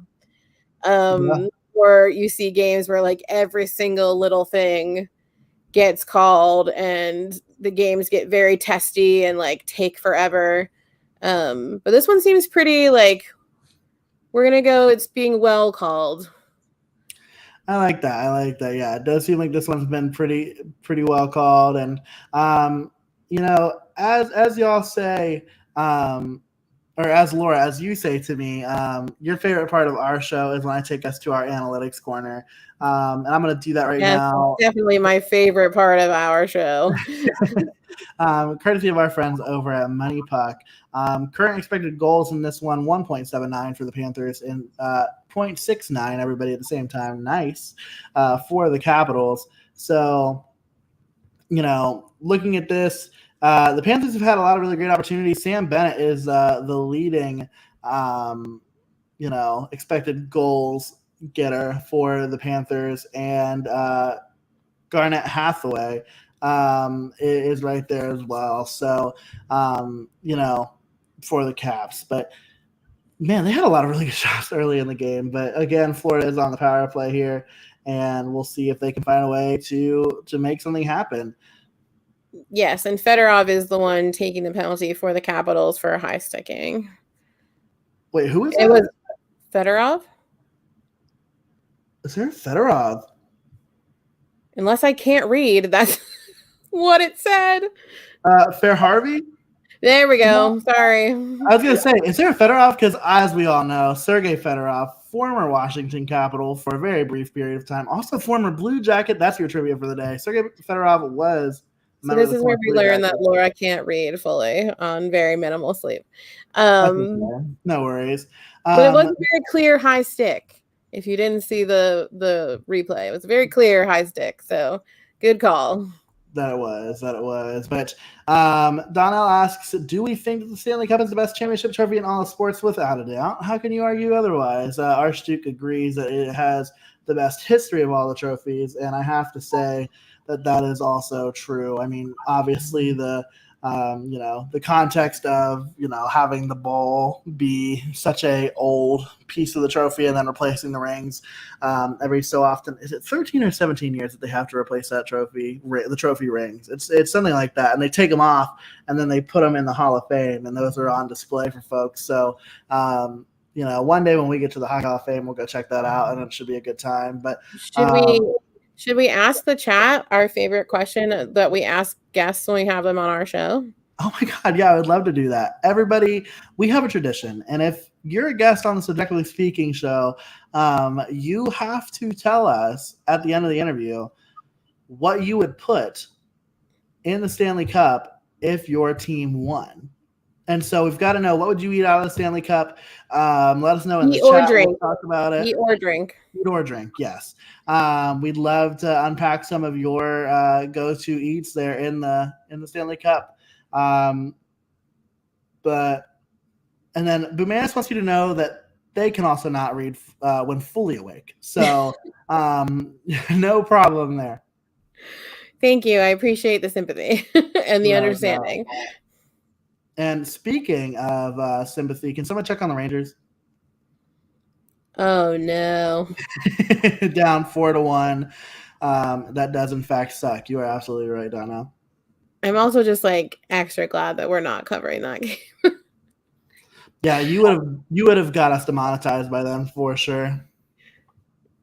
I'm also just again, I'm afraid of people. So I would have been afraid of what that comment section looked like. That is fair. But yeah, look at this. We've got some beer going in the Stanley Cup. Sean says it's perfect. Not peanut butter. I felt like I was expecting peanut butter from you. But then we've got Guinness beer. So specifically going with that Irish stout. Can't beat that. Cannot beat that. And Sean, my guy, why would you do this to me? I trusted you, and you're going to change your mind to be Diet Coke. Yeah. Man, I did trust you. And then Donnell asked me this earlier in the show before you got here, Laura. So now it's your turn, and you can think about it a little bit. You don't have to answer right this second. Maybe we can talk about it at the intermission. What is your favorite away jersey in the NHL, or what are some of your favorite away jerseys? I have a feeling that I know one of yours because I feel like we share it. Oh. I love doing that to put pressure on you to get it right. I love doing that too. Yeah, I need a minute to think about it, but No I, worries. I can I can say right now I'm not a huge fan of our own personal away jerseys. I don't love our away jersey. They are pretty simple. Yeah, I'd like them to have a little bit more pizzazz, but no, I will definitely think about it. We can talk about it in the intermission. And now I really have to think about which one we share. I have faith that it'll Oh come to God. you. I do have So faith. yeah, but that's a great question. We had some great jersey conversations last night as well. I know that some people were upset that I said that I liked the New Jersey jersey. The New Jersey. But it was exactly, but it was quality content. And when they put out the hat that said hat, come on. Yeah, I mean, they definitely leaned into the joke, which I can really appreciate. But yeah, let's take a look at some more comments. Bananas, who are you trying to hurt? Who are you trying to hurt? Drink vodka out of the cup. Just straight, no mixer? I would need a mixer. What would your go-to mixer be in the Stanley Cup? Gotta let me know that in the chat. For me personally, it's cranberry. It's vodka cran. Yeah, I'm cranberry and like a little bit of Sprite. Fair. You got to get a little bit of fizz in there. A little spritzer action in it. I respect that. I do respect that. Panthers are getting a lot of shots on goal. Sean, totally agree.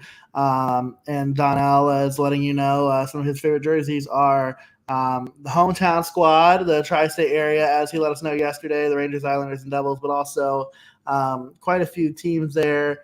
Can't help but notice the Blue Jackets aren't there. So maybe you and Donnell are on the same train of thought there on their away jerseys. But yeah, those are Donnell's picks for their favorite away jerseys. So Yeah, I mean, I can't blame him if our away jerseys, they're basically like white t-shirts. Like they're just not, they're not exciting. But our other two jerseys are fire. So, and our third jersey got a ton of love last night, as it should, because it is a gorgeous jersey. Simply the best. Bananas is trying to hurt us. Just straight. Got to feel the burn in the throat. My guy, there are going to be some third-degree burns. I think you're going to have a similar reaction watching him do that, Jeremy, to you watching me take a tequila shot the other day. It was okay, folks. Now listen, I'm not one to like judge someone's choices, but we were at a tap room essentially, and we were like, we all need a shot, right? Like we all need a shot, and so I go with Fireball because the vice president of marketing for the Columbus Blue Jackets, her mom is a huge Fireball fan. Shout out to our friend Catherine. Shout out to her mom especially, but. So I was like, we have to do this for Catherine. It was the last home game for the Blue Jackets. It was. So I was like, I'll do a shot of Fireball. Our friend Corinne did a shot of vodka. Laura does a shot of tequila with no lime and no salt. Like just like takes it. It's piss warm. Like it's warm. It's warm tequila. Like there's nothing good about it. And I kind of did the shudder watching you do it, but. Yeah, I felt your judgment, but what can I say? Judgment? I don't know if judgment's the right word. I think maybe like fear. Like I feared you in that moment. I think I was afraid of you.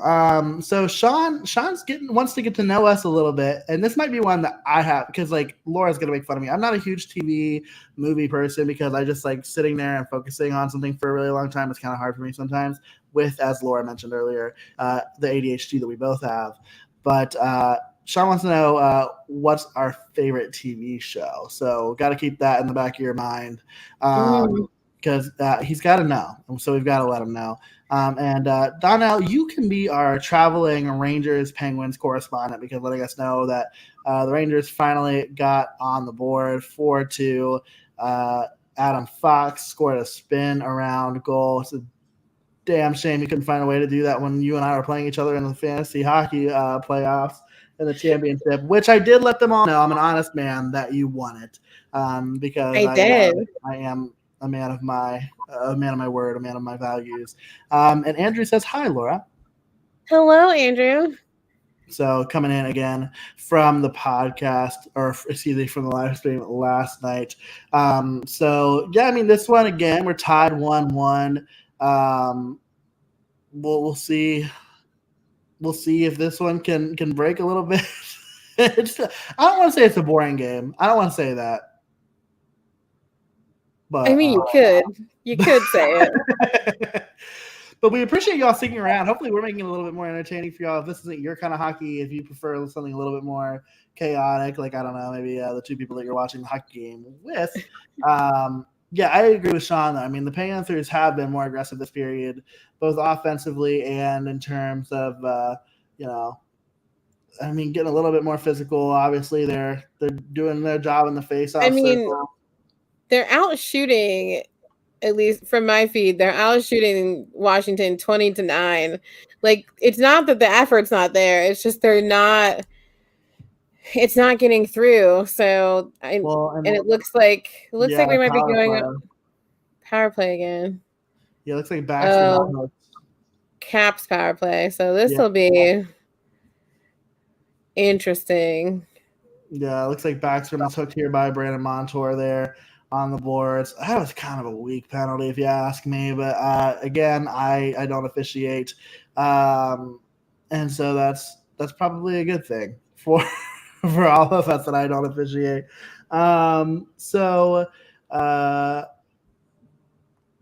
Okay, so Lee, shout out to you've got the Alberta going on in the chat. Is what I'm hearing with the Oilers in Calgary. Yeah, I mean, both of those jerseys are good, right? Like I love the gear drop. I love the horse. Both very classic, very good jerseys. The Panthers do have a really good away jersey. I know one of my favorite things was when folks said that the Panther itself kind of looked like Joel Quenneville or John Quenneville, excuse me. So that was kind of funny to me. I also just remembered what I think our shared away jersey is. Yeah, you better remember.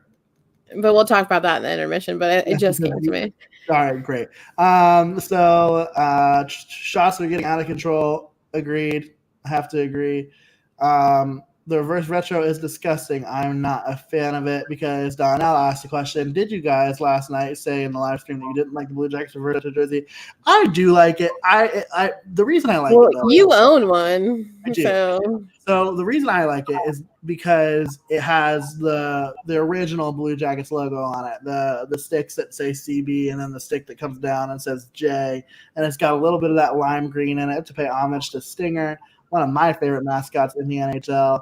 And so I love it for that reason. I can understand the criticism of the Blue Jackets probably should not be wearing a red jersey. That doesn't make a ton of sense. But nevertheless, I'm a fan of it. Laura, I know you feel otherwise. I am not a fan of it. I do like our original logo being on it. That's probably the most that I like about it. Hold on. It looks like maybe we're getting a 5-on-3 here for the Caps potentially. It looks like Ekblad might have just earned himself some time in the box. Ooh, this game's getting spicy a little bit. It's finally starting to get there. But yeah, I'm not a huge fan. I don't like them because they look too much like a team we're watching right now. They look too much like Capitals jerseys.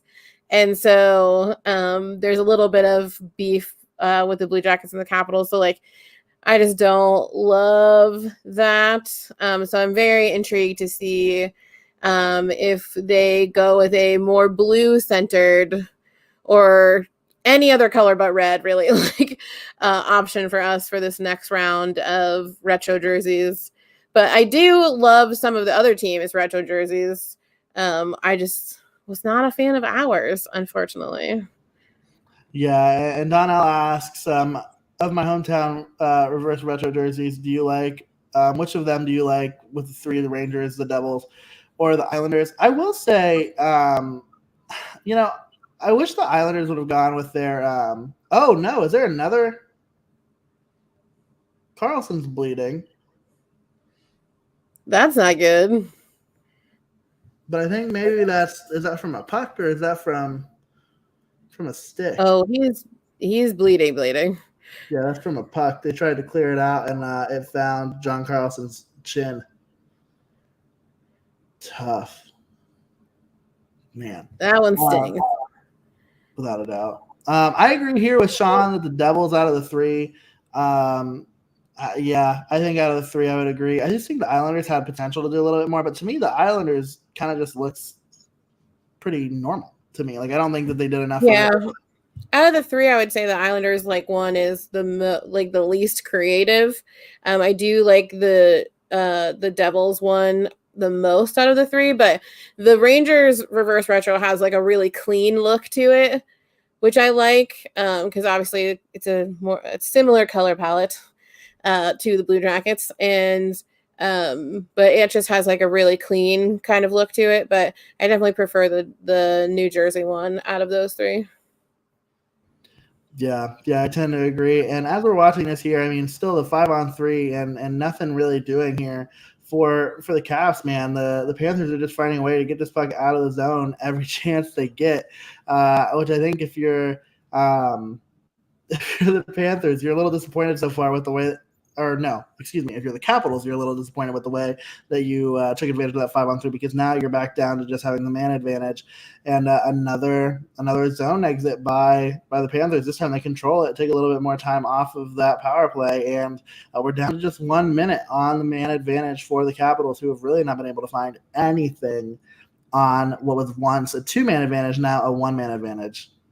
Yeah, that 5-on-3 was a really missed opportunity for the Caps.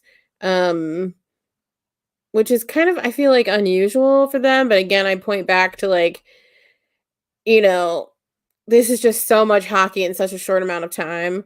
And you're going to have bad nights. And unfortunately, a bad night can mean a lot in a playoff series. So, although big save by the Caps goalie just now on a pretty decent opportunity for the Panthers shorthanded. Yeah, and then a little bit of a miscue there. He dropped Samsonov, dropped the puck for Ovi, and Ovi missed it. So he had to cover up that puck really quick to make sure that the Panthers didn't get another opportunity shorthanded. But were they up till 2 a.m. talking about other teams? Because they seem just as tired. They might have been, but bad news, Bears. Rangers give up a late goal to the Penguins. They're down 5-2, folks. Man, Igor Shesterkin, that sucks. He has had such a quality year, and it just seems like it's not following him into the postseason, which is really disappointing for Rangers fans, and really I think just in the whole for hockey fans. I mean, the Rangers were a lot of fun to watch. That goaltending is really fun to watch, and you know what else is fun to watch? The Panthers killing off a 5-on-3 and then also killing off the remaining minute and a half of a man advantage. So, yeah, it may not be showing on the score sheet, but the Panthers have definitely dominated this whole second period. It's just unfortunate that it hasn't, equaled a couple of goals in the back of the net, but they have definitely dominated this entire period. I think last count, I may have read it wrong again, but it looked like Washington had only had 3 shots on goal.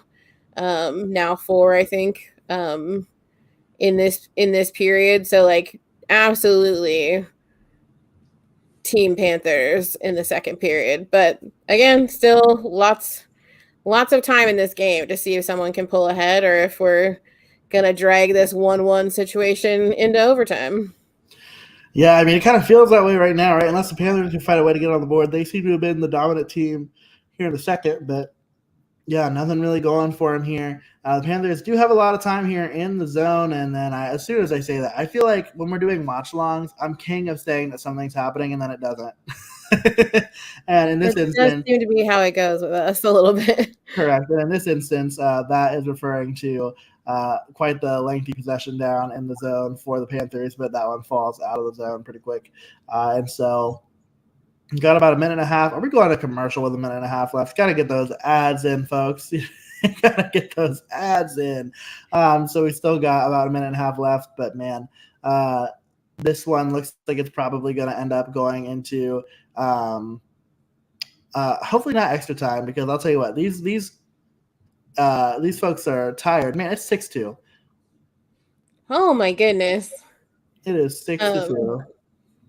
I mean, yes, obviously in this game we still have a whole other period in regulation to go, but because as we learned earlier, there's more than one period. hockey game's not just one period. Who knew? We're just really getting some shining moments from me today. I'm But telling man, you. the Penguins are just giving it to the Rangers. Goodness. Yeah, it looks like, man, Twitter is not thrilled with with this reaction or with this game because they're pretty upset. With our game, with the Panthers and the Caps, or with the situation in the Rangers being destroyed by the Penguins? I mean, it's not cute. It is not cute. No, I'm trying to look to see who it was for the Rangers that got hurt, kind of following up on what you mentioned earlier, because I'm reading that some lines got switched around. Oh, Chris Kreider. Chris Kreider. That's what I thought I saw. He's back now, though. Oh, that's good. Not currently good since they're losing terribly. But and then Donnell says, Laura, everyone has said that the Blue Jackets reverse retro did look close to the Capitals reverse retro. And I have to agree. I think it really did. So pretty happy with that. I'm glad that I'm not alone in thinking that. So thank you. Correct. Like I'm looking at the Capitals jerseys right now and I'm like, that's slap our original logo on there. And that's our reverse retro jersey. I'm telling you, it really truly is. So this one's coming down to the end of the first, end of the second period here. We're killing it. Send us some Red Bull, folks. So good. Send us some caffeine. Send us some Diet Pepsi because you know how it is. So we can get going. But the Rangers did. It does seem like they've really kind of given up. Jeremy, what's your team? The Columbus Blue Jackets. Columbus Blue Jackets all day, every day. We are the hosts of Subjectively Speaking, which is the Hockey Podcast Network's dedicated Blue Jacket podcast. So you want to go check us out at Subjectively Pod, which is the at in my name right here. So you can see it, make it a little bit bigger. It's this right here at CBJECTIVELYPOD. Come check us out. But yeah, I mean, big time Blue Jackets fans over here again. Why are we talking about this game? It's because we love hockey just as much as y'all do. And we want to talk about hockey just as much as y'all do. So we're going to do that. And we're going to do that together. But we want to interact with y'all in the chat. Let us know in the chat about us, about hockey, about Jackets, about either teams. Because, man, it's a lot of fun to talk about it with you all. We enjoy doing it. And we love to keep the conversation going in the chat. It's always a lot of fun to do that. So keep those comments coming. Sean is convinced that we're going to overtime. And of course, the Panthers are going to win if that happens. The Panthers, I mean, like, don't get me wrong, having guys like Alexander Ovechkin on the ice, I mean, those goal scorers are going to do everything they can to win you a game in overtime. But I've got to say that overtime does favor the Panthers. Yeah, it does. They're an extremely tough team in overtime. So, but yeah, hopefully, I just hope if we go into overtime at the end of the third period that it's not still 1-1, because let's make it like 2-2 when we go into overtime. We need some goals over here. Let me tell you, one way to keep two folks up that have been not getting much sleep because we've been watching a lot of playoff hockey. The way to keep us up and energized is to score goals. So somebody let them know that. We've got a lot of fun stuff to talk about in the intermission. We'll talk a little bit about the game so far. Shout out to Boo Manis, letting everybody know that those who have not done so, like the video, subscribe, and follow us, Subjectively Speaking. We have a good time. Twice a week we release episodes, so you're not going to miss that. Laura actually came over from recording an episode that we do every year, which is our exit interviews. So we actually have our friend Steven came on the show and is going to be interviewing us, and we're going to be answering all of his great questions, which, Laura, I'm thinking the questions had to have been pretty good. Oh, yeah. They were like really good questions. It wasn't just because I ramble. Like, Steven had some super quality. Maybe a little bit because you ramble, right? Like maybe a little. I mean, maybe a little bit, but I think you'll be proud. I like kept the Elvis talk to a min. How many questions did he ask? How many questions? Yeah. Well, Steven, being brilliant, broke it down kind of like a game. So there was like 3 main categories and then 2 intermission categories of questions. Amazing. So I want to say it's like 15. So your answer was only Elvis Merzlikins for like 6 of them, right? No, it was only Elvis for like 2. I'm proud of you. I'm proud of you.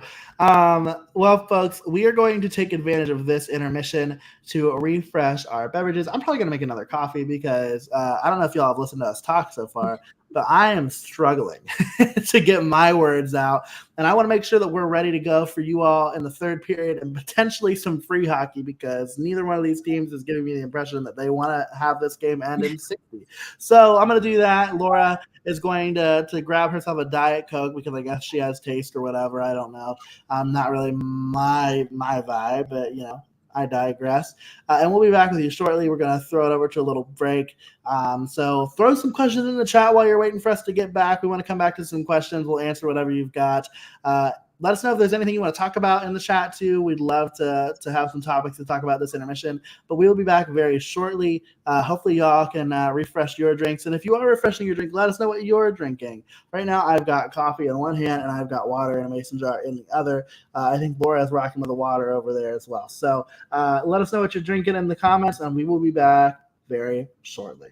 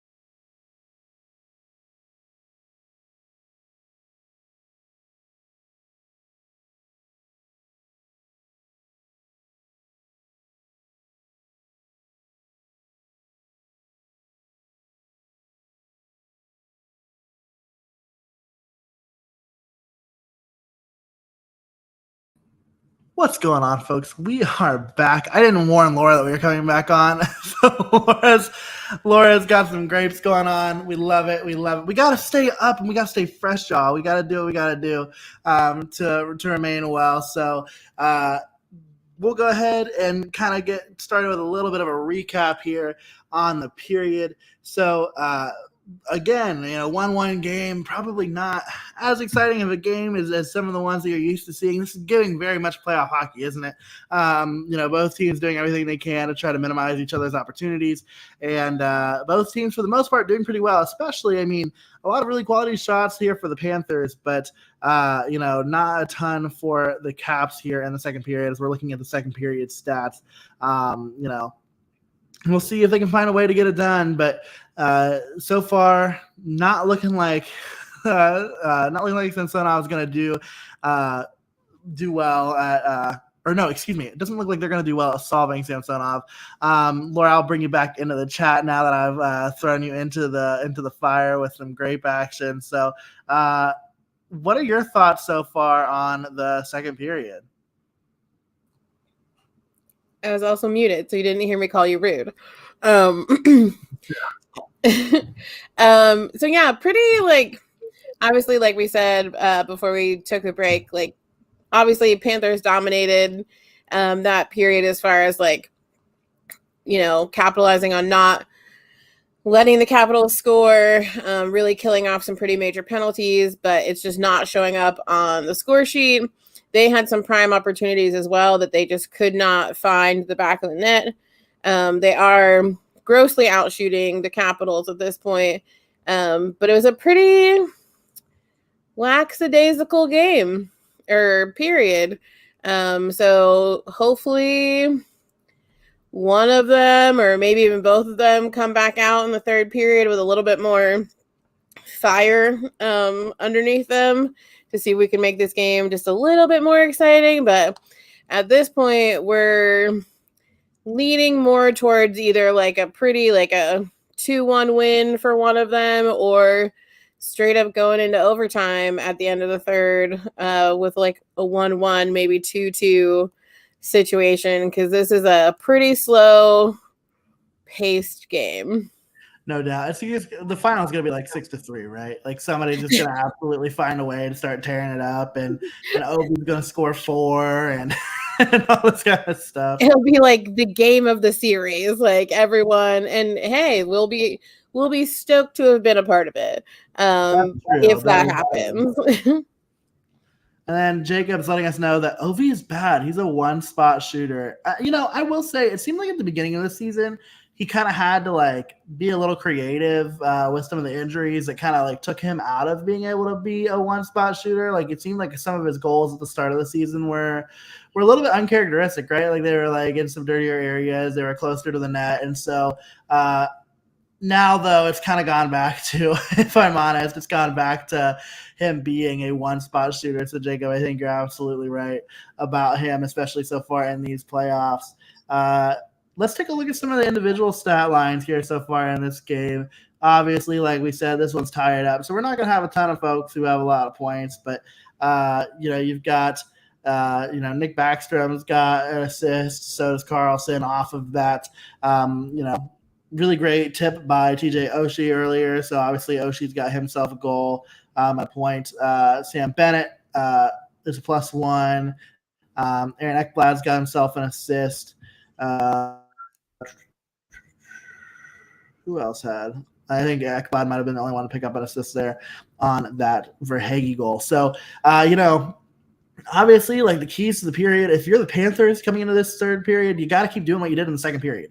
You did a lot in terms of, developing plays, in terms of controlling the pace of the game, heavily outshot the Capitals, and so man, you've got to make that a trend here in the third period. Do you think that the Panthers are going to be able to do it, or do you think that the Capitals are going to find a way in this third period to establish their game again? It's anyone's game at this point. I will say that if the Capitals want to take this one, they're going to have to start testing Bob, because Bob has really not seen a whole lot of action in this, especially in the second period. Like, he's just kind of chilling. And if you want to take this like low scoring game, you're going to have to start shooting. And kind of test him, because right now the Capitals goalie is the only one that's really been taking shots, and he's doing great. Like, don't get me wrong, he's clearly like being aces for the Capitals, but yeah, you're gonna need to really start hammering home, because it's a pretty big differential between the two teams as far as shots are considered. Yeah, totally agree. And we've got some OV slander. I don't know if I'd call it slander. Maybe some folks agree. I mean, I can't say I necessarily disagree. Jacob's letting us know that OV is hella overrated, and agreeing is Sean saying I agree. OV is overrated, and this is the reason why I picked the Panthers to win the series in 4 was because once OV leaves, they're going to be pretty bad. they're going to be pretty bad. And I have to say that I agree with this, and I think that that's part of the reason why I thought the Panthers. I mean, like, not that OV can't win them some games here, the Capitals, but man, it just not in the same way that he could back at his prime, right? Like, so I'm thinking, they're definitely on the wrong side of this. I think as Blue Jackets fans, we're a little excited for the demise of the Capitals that comes up in the next few years, just because, we are ready for there to be a little bit of change, and we want to run the Metro, something that the Capitals did for quite a while. And Jacob with the pretty bold claim that once OV leaves, the Caps will become an under 25 win team, which would be impressive, because that says a lot about, you got to look at this year's standings to see if there's any folks there, but that have also been that bad. But then we've got Jujun thinks the Capitals will win because of their playoff experience, even though they are a pretty old team, club of Ben Gay. Yeah, they are kind of like the grandpas of the league a little bit, with just sort of the age differential like on their team versus other teams in the league. I mean, the Blue Jackets are currently the youngest team in the league. But yeah, the Caps players definitely have some age on a lot of other teams. So, but I do like the reference to like Ben Gay and all that sort of stuff. That's hilarious. That was really good. I had to like think about it for a second. What are they talking about? I'm like, oh my God, that went way over my head. That was really good content. I really appreciated that. I'm going to save that. There have been some things we've gotten from some of our commenters over the course of the last couple of streams that I have to put in my back pocket as being some really good idioms here. But Laura, we've got some time here still before the start of the third period. We were asked what our favorite away jerseys were. I said that we shared one. And you seem pretty confident that you know which one it is that we shared. I'm going to be really upset if this isn't right, because I'm fairly certain we have like half an episode dedicated to this. But I'm pretty sure our shared away jersey is the Kraken's away jersey. Good work. Yes, because the Kraken's jerseys are just so good. Like, just the colors are great.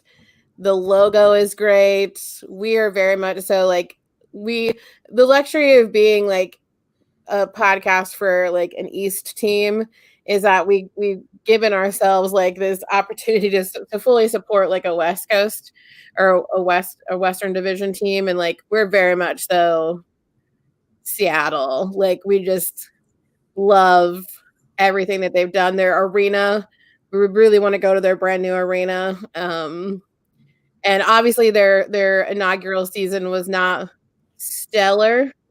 But we just, yeah, from a branding perspective, and I really want them, if their mascot is not just a giant Kraken, I don't know what I will do, because they're going to miss an opportunity. Without a doubt. And Bumanis, this is a really good point here. When one player can dictate the result of a game, it says a lot more about the opposing team's lack of play. Correct. And I think that obviously you game plan for this, right? Like you game plan if you're the Panthers for Alexander Ovechkin, and you game plan for those things. And if you can't stop it, then that means that you got beat that day, and you got beat pretty good. So I tend to agree with you on that. Usually the better team is going to win. I mean, don't get me wrong. Difference makers can make a difference. Wow. Big if true. But I think about players like Connor McDavid, Leon Draisaitl, you throw in Austin Matthews, Mitch Marner. If you can shut down those players, it's hard for those teams to win games. And so I will say the Maple Leafs do a little bit of a better job of that. But nevertheless, I mean, yeah, you got a game plan. You got a game plan for those really great players. And I think the Panthers have done a pretty good job of keeping Ovi quiet in this game. Not so much in the last game, but they have so far in this one. Yeah, I mean, so far, exactly what you said. I can't really say it any differently, but they've definitely been able to take opportunities to keep that, that sort of center star of the Capitals, I don't want to say off his game, because he's definitely made some effort, but definitely not, the type of play that we've seen from him normally. But yeah, we're kind of just getting, as the Blue Jackets franchise, we're kind of just getting into this realm of like having situations that are more player specific, with additions to our own team, like Patrick Laine, where you do plan more things around a very specific player. Yeah. So that's kind of a new, at least for me, a newer world. But yeah, I mean, some of these other teams that really bank on the success of one or two star players can really find themselves in the weeds if another team knows how to like shut them down in one way or another. Or an injury, right? But or an injury, yes. Yeah, I mean, not great. I mean, think about how many teams have had issues with their starting goaltenders in this postseason alone. I mean, it's just been wild to think about. But right now, I mean, we're underway here in the third period, about 2.5 minutes in. Things are looking pretty even again. Although I will say it looks like the Capitals seem to, no shots on goal yet this period, but the Capitals seem to be playing with a little bit more of a fire under them. Because realistically speaking, I mean, this is huge. Like if the Capitals can find a way to get this win and push Florida to the brink of elimination, 3-1 going back to Florida, that means at the very least you've got a chance to eliminate them at home in a game 6. So you got to be pretty excited about that if you're the Capitals. And so we'll see if they can find a way to get it done. It looks like they're playing some inspired hockey right now to start the period. But I mean, the first few minutes of the period, great and all, but once this period really starts to settle in, it'll be interesting to see how the two teams continue to do battle.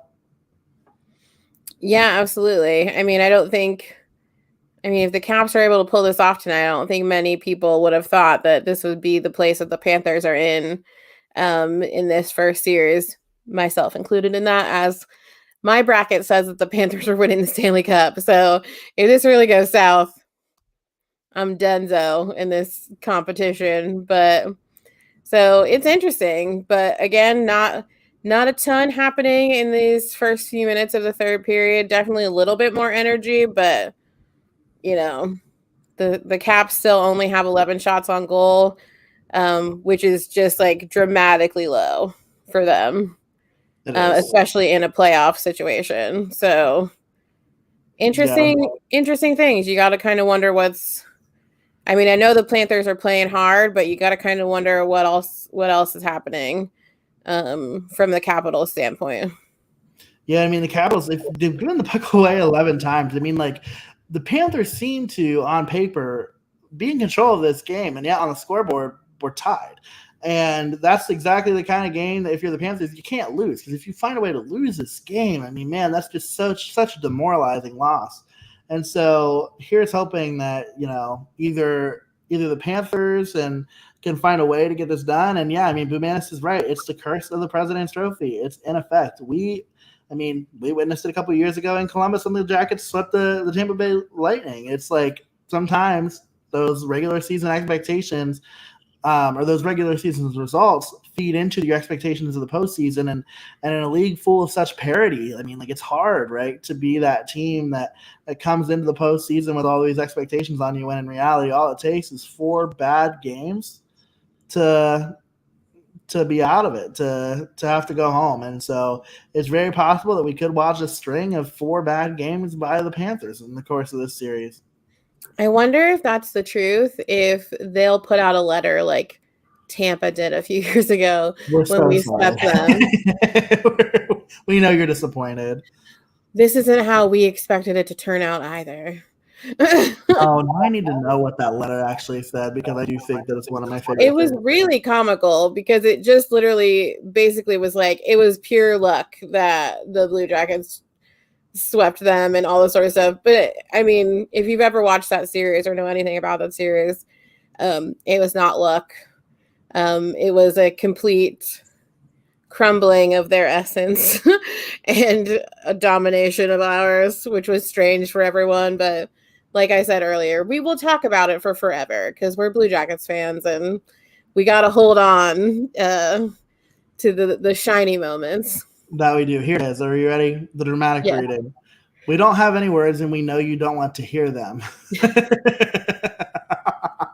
We understand your anger, your frustration, your sadness, everything you're feeling. We get it. This isn't the ending we imagined, and certainly not the one we wanted. Thank you for being there the entire way, which I will say turned into 2 Stanley Cups. So, I mean, that loss, probably not. We think about it quite a bit in Columbus. We do. But I'm sure Lightning fans spend a little bit more time thinking about the 2 Stanley Cups that they've won in the last 2 years, and that is perfectly fair. Yes, absolutely. I like to think of us as their inspiration. I do too. Like, sincerely, actually. Like, I do actually think that series did a lot to inspire them. So they really should have, like, when they won that first Stanley Cup after that series loss, they should have, like, thanked us for motivating them. Yeah, we met that year in the playoffs too, in the first round. You'll all remember the 5 overtime game. So here this period's still pretty uneventful here in the first 7 minutes. A lot of time. I mean, like, time is going by pretty quick here. Yeah, there hasn't been a stoppage in play, because they're just kind of going back and forth. I mean, the Caps now have 12 shots on goal. Panthers have 24. So there's a little bit of action, but like I said, these 2 goaltenders are, keeping both of their teams in this game. Obviously, like we said, Bob hasn't seen a ton of action because there's just not that many shots on goal for the Capitals. Here's the issue, I think, and this is me trying to give my best analysis on Sergei Bobrovsky, and that's, if you're the Capitals, like, if you can start firing some pucks on net, when he goes through these periods, at least this is true in Columbus, when he goes through these periods of not facing pucks, and when he has, like, really low utilization in a game, it tends to be when he struggles the most. He gets out of a rhythm. And so I'm kind of curious to know whether or not that's going to happen in this one. If this one goes to extra time, or even throughout the rest of this period, I'll be interested to see if Bob is just as focused as he has been all game long, and we'll see if that's true. But Archduke is reminding us, in 2000, the Blues won the President's Trophy and got swept in the first round by San Jose, which included the Blues accidentally tossing the puck into their own goal. That sucks. That's not ideal. Don't want that to happen very often. And maybe here at this next commercial break, Laura, we can talk about Donnell's question, which is, what are your guys' thoughts of NHL teams having ads on their jerseys for next season? It feels appropriate that we answer that question, being that the Blue Jackets were the first team in the NHL to announce their jersey partner. So we'll talk about that here at the next commercial break, which actually I think we might be getting literally right now. Which is now, yes. So yeah, that's a great question for us, because the Blue Jackets were the first team in the league to officially announce. I believe it's like all of our jerseys having the same sponsor, because I think there's another team that had like one.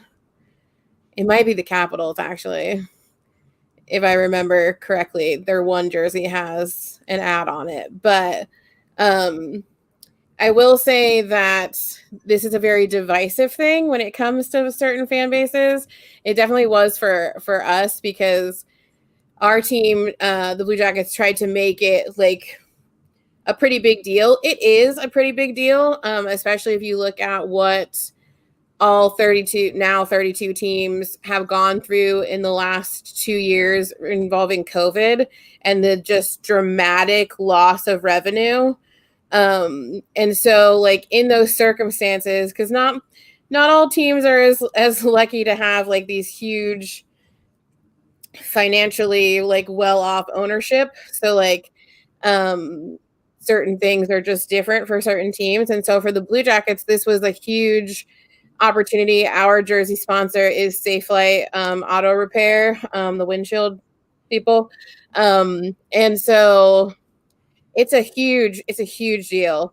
We're very lucky in the fact that like the logo is not distracting. It looks really great on all 3 of our jerseys. And I don't really think it's a huge deal. Like, I think it's a great opportunity for community partnership. I think it's clearly a great opportunity for additional revenue for the team, which will, I think, a bigger concern in our situation was like, well, how does this like, why aren't you improving other things first? It's like improving other things like fan experience, facilities, all this sort of whatever, all takes money. Like, I'm not sure if you're familiar with capitalism, but like it all takes money. And so this will really help improve all those other things, at least in our circumstance.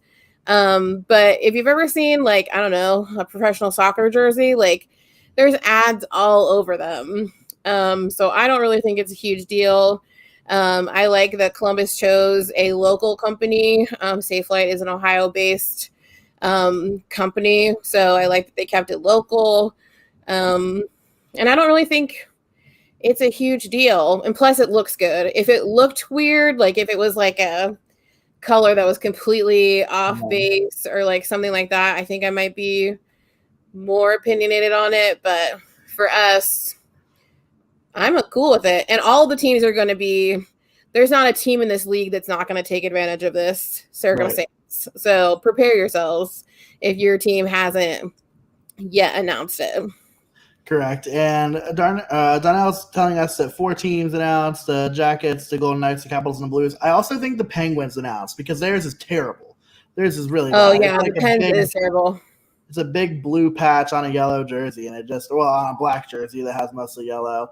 So I think like the Blue Jackets, the way they did it with the Safelite, it's very small. It's not too bad. And wow. Sergei Bobrovsky gets beat by Evgeny Kuznetsov. And man, oh man, the Capitals have taken a 2-1 lead. Wow. Oh my! Look at those Caps fans celebrate. Man, that place is going nuts. I know it is. Man, what a hit! Oh my goodness, who laid that hit? What a hit! My goodness, and then just Lord, TJ Oshie. Oh my! He really said, "Not today, sir." Like, I can't quite get. But he just leveled Bennett. Just leveled him. Yeah, that was Oshie. Man, what a good play there. I mean, Oshie, star of the game so far. To knock Bennett off the puck there, but also to have that goal earlier in the period. But man, I said, Florida, come on. I can't say I disagree. Need to get that one figured out because you can't. Man, Florida, man. Being outplayed but winning, man. Yeah, I agree with you, Archduke. It is, yeah. This is going to be a heartbreaker if Florida can't tie this game up in the last 10 minutes because they are absolutely outplaying the Capitals, and this will be a heartbreaker. And I will say, folks, as you're watching, if you look at the stats that we've got over there on the biggest part of the screen, that actually updates pretty quick. So that said 2-1 before the goal happened. So we'll be able to use that as a little bit of a cheat here. We'll kind of know what to watch for. But yeah, Kuzi with that wonderful goal. Panthers better step up their pace. Totally agree, Sean. Oshie baby. Oh, it's kind of like Usher baby. Hold on, I like this.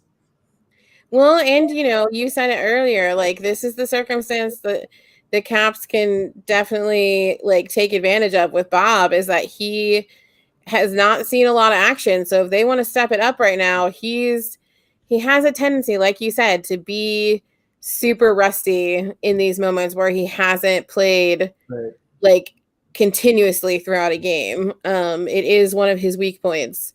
So if they figured that out, the Panthers got to really do something to get back in this. Without a doubt. And obviously, definitely not with without possibility, right? The Panthers know how to score goals. They know how to score goals quick. Sansona's been really good. He's faced 25 shots. He's saved 24 of them. As soon as I say that, here comes Florida. But yeah, I mean, you got to hope that he keeps on going,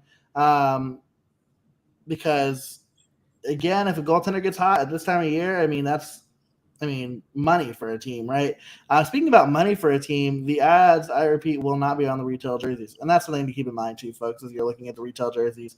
The ads will just be on the player jerseys. So another good way to distinguish a authentic jersey from and when I say authentic, I mean like a made in Canada worn on the ice jersey, and a replica jersey. So Absolutely. And that was something that we really pushed towards, like, kind of our listeners and the like Blue Jackets fan community, is like, it's not, they're not going to be on the jerseys that you're buying. right. So like, it's okay. Calm down. Like, oh no, Sean has lost hope. Sean has lost hope no, for the Sean, there's anything can happen in 8 minutes. So don't lose hope yet. Yeah, like you could end up getting to hang out with us even longer if this game goes into overtime. Absolutely. And who knows what craziness will come out of our mouths in an additional 20 minutes. It can't be much crazier than what we said so far in these 2 hours and 20 minutes, right? That's true. That is true. I'll give you that one. But yeah, I mean, heck, the only shot on goal still so far, 2 for the Caps so far in this third period, 3 for the Panthers. So really, neither team getting a ton of opportunities here. About 18 minutes into the game, or nope, 12. Math is hard. See what I mean? 2 hours and 20 minutes might just be enough time for them to hear something crazy. So in this 12 and a half minutes so far, really not a ton of shots on goal. Speaking of shots on goal, the Rangers just gave up a goal to Evgeny Malkin, so it's 7-2. It is a bloodbath. And that one's in Pittsburgh, I think, right? Like that's game 4 in Pittsburgh. Well, it should, yeah, because it's game 4. So yeah, so those Pens fans are losing their minds. Man, you gotta be. I mean, that crowd in New York for game 5 is going to be interesting without a doubt. But yeah, I mean, 13 minutes gone in this second or third period. What is going on? And still, no additional shots here. Both teams doing a pretty decent job of clogging up the neutral zone, which has been nice.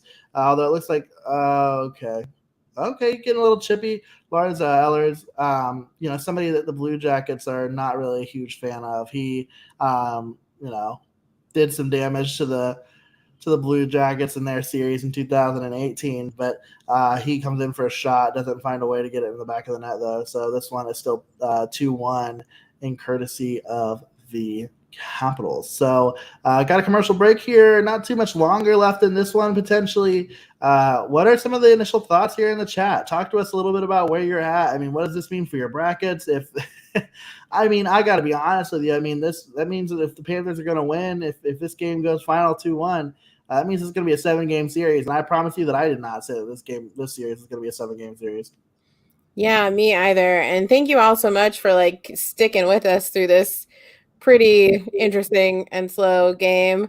And if we haven't said it enough, we are I'm Laura, that's Jeremy, and we are the hosts of Subjectively Speaking on the Hockey Podcast Network, their Blue Jackets, exclusive Blue Jackets podcast. And we've had so much fun so far tonight talking and interacting with all of you. But yeah, this is not necessarily been the most exciting game, but it will be a pretty dramatic, make a pretty dramatic impact on this series if the Caps are able to pull this off in the last few minutes. But I'm still holding out hope. I'm not giving up hope yet that maybe the Panthers can tie it up.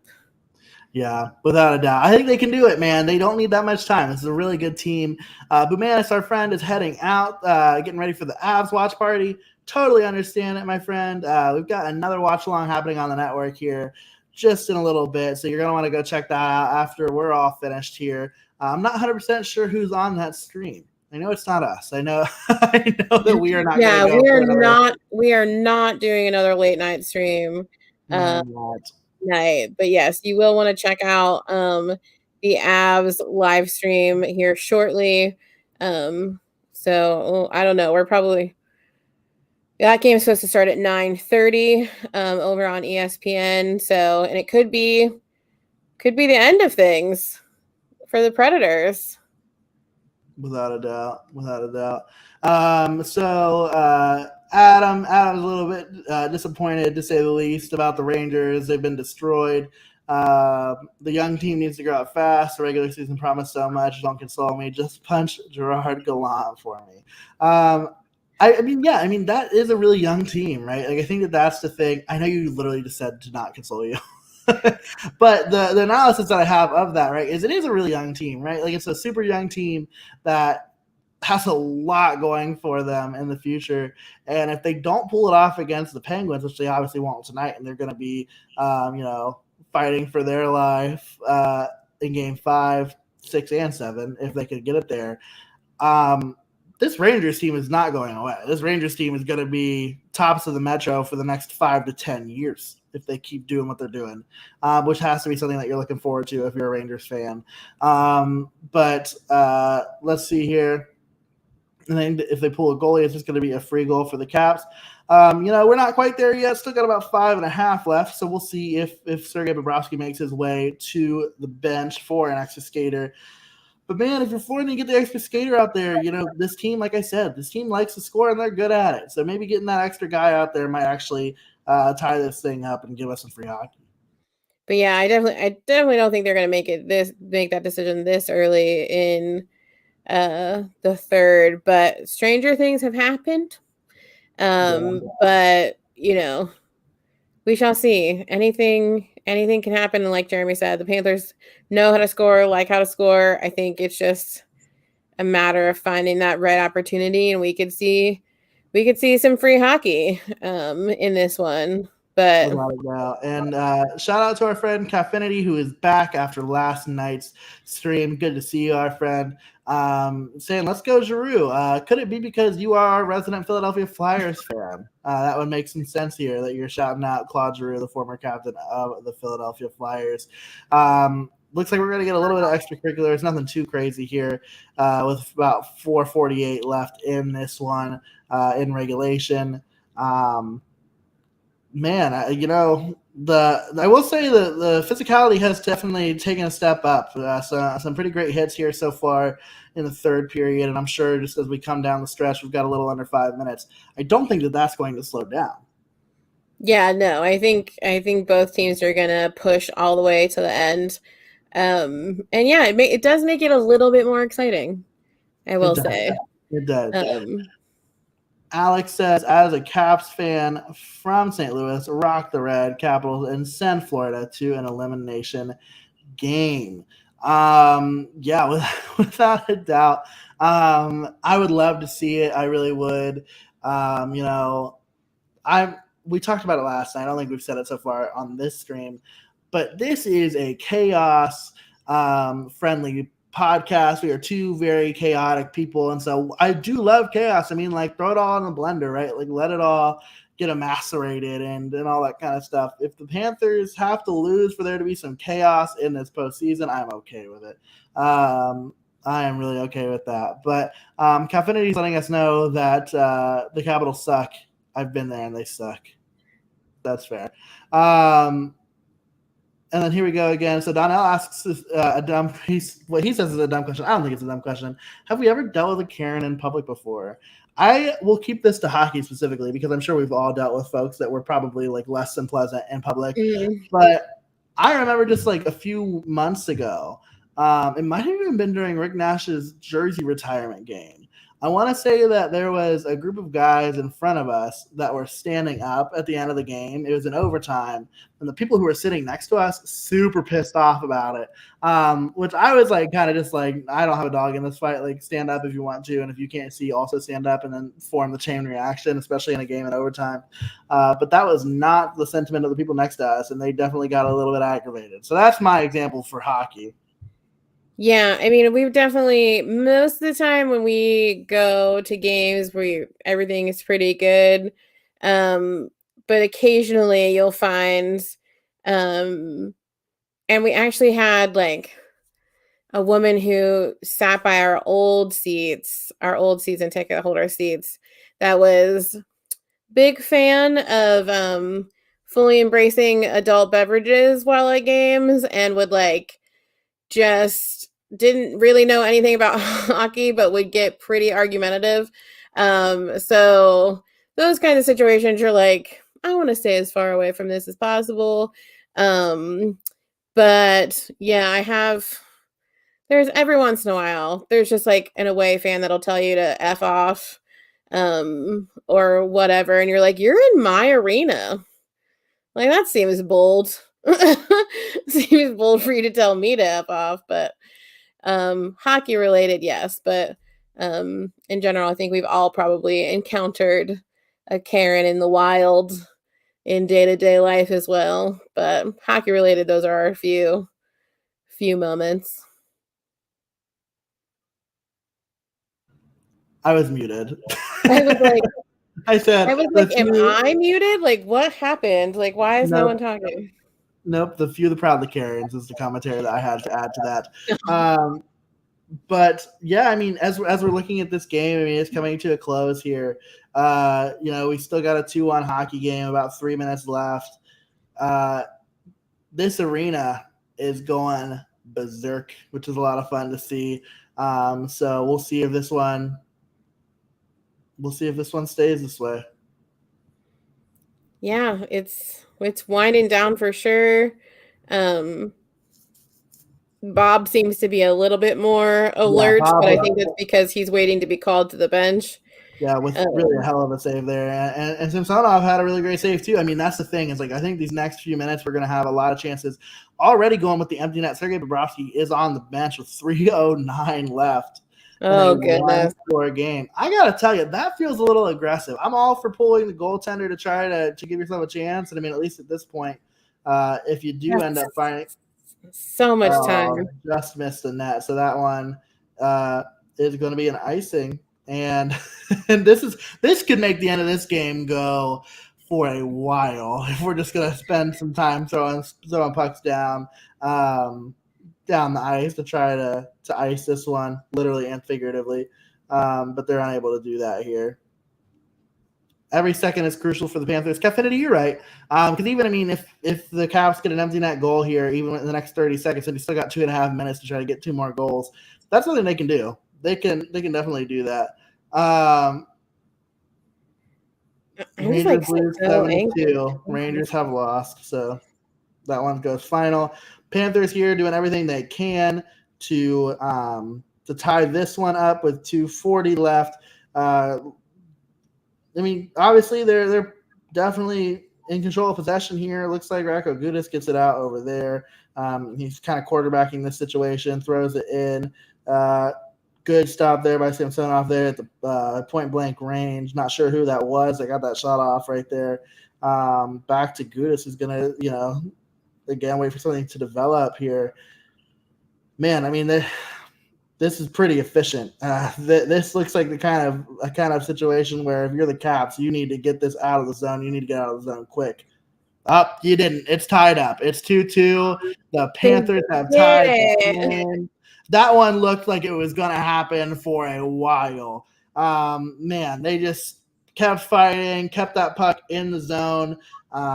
Who is it? They got that puck past Samsonov here. It looks like Reinhart.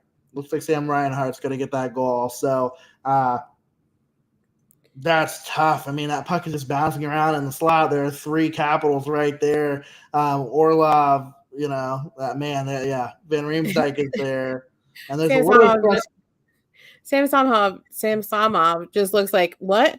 Huh? No, I worked so hard. Oh, without a doubt. Probably a lot of big feelings happening there for Ilya Samsonov. But this one's tied, folks. This one's tied. We might get some free hockey. Got 2 minutes left. We'll see who comes with the urgency. Man, what a hit there on the boards. And there were some angry Capitals fans behind the Florida bench.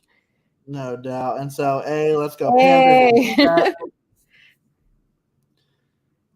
And yeah, I mean, the Panthers, like, call it how it is. Like, they have been in control of this game since the second period. It's just a matter of, the Capitals have been able to find their opportunities and take advantage of them.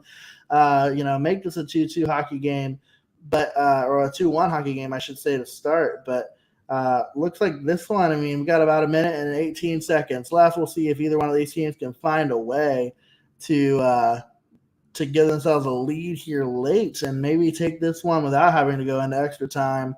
But, man, that puck bounces over. Somebody stick at the blue line, and it just doesn't seem like either one of these teams is going to be able to have a real good chance here at some extended possession time in the zone. The Caps have the puck again in their own zone. We'll see if they can break out and do something about this. Plot twist, they can't. And so got about 40 seconds left in this one. Yeah, unless there's like a last second situation, which does happen, it looks like we may be getting some free hockey between these two teams. It sure does. And big hit against the boards here. Good defense here by the Caps to make sure that the Panthers can't find their way, and gonna take the puck out of the zone here. We got 10 seconds left here. I got a feeling that this one is going to some extra time. I am right. We are going to overtime in Washington. Good news, folks. You get to spend some more time with us. We can't wait. We are going to throw this one to a little break of our own. You gotta let us know. We're not Buccigross. We're not John Buccigross. No Bucci OT challenge happening here tonight for us. But hop on in. Maybe you know what? Maybe we are John Buccigross tonight. Maybe we I have not had any chicken parms today, so I do not know if that actually sounds really good. But maybe we are. How about this? How about tell us who's going to score the game winner in the comments, and you got to make sure you're following us on Twitter. You got to follow us at SubjectivelyPod, at CBJECTIVELYPOD. And if you guess who scores right from either team, we'll send you a t-shirt. I'll do it. Let's do it. Follow us on Twitter. Let us know who's going to win the game for their team. And we'll send you some merch. We love to do it. Come on through. This game is heading to overtime, and we will have the conclusion of this game on the other side of the break. So as we go to wrap up here, this third period, we're going to send this to another commercial break for us. We're going to take a little pause because it's definitely time to refresh our drinks. Again, if you have a drink in your cup, let us know what you're drinking. I'm not a madman, and I'm not like our friend Bumanis. This is not straight vodka in this, guys. This is water. And so let us know what you're drinking, and we will be back here momentarily, folks.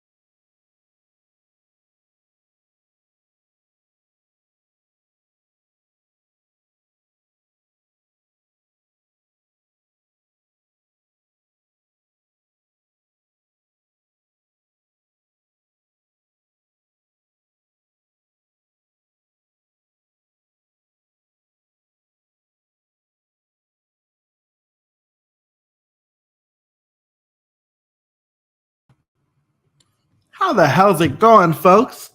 Welcome on back. We're so glad that you're still here, and we're so glad that we're still here, because what that means is we've got some free hockey. Obviously, the Capitals able to get a puck in the back of the net past Sergei Bobrovsky earlier in the period, and with the extra skater, an extra man, the Panthers find a way to tie this one up. The Soda Pod wants us to know that they're rooting for the Caps. What's going on over there at the Soda Pod? And then Highlight House was supposed to be at the game tonight. Man, I am so sad to know that you are not there. You're missing a good one, it seems, and this one's just going to get even better, I think. So you're going to want to stick around here to check that out. Archduke Ramon is drinking a shot of Maker's Mark along with his obligatory water. I respect the Maker's Mark. I've got my coffee in my subjectively speaking mug. Look at that logo. I'm telling you, it's pretty good, isn't it? And then shout out to the Beer Sports Whatever podcast, because they have subscribed to the network. So shout out to you, our friend. We're really glad to have you here. Laura, this one got interesting quick. A little bit of a slow first and second period. I'll be honest with you, kind of lost me, kind of started to snooze a little bit. But this third period got a little bit more exciting. Both teams with really great chances. And the Panthers find a way to tie this one up early. Obviously, Sergei Bobrovsky comes off the ice with like 3.5 minutes to go, gives the Panthers plenty of time with the extra man, and they capitalize, pun intended. And they're sending this game to overtime. What are your thoughts so far? Yeah, I mean, it was pretty much a snooze fest those first two periods. Panthers definitely had a slow first period, but definitely picked it up in the second, dominated the whole way through. And even through a majority of the third period, obviously the Capitals were able to take a brief lead. But then, like you said, the Panthers pulled Sergei Bobrovsky in with a pretty decent margin of time left in the third period.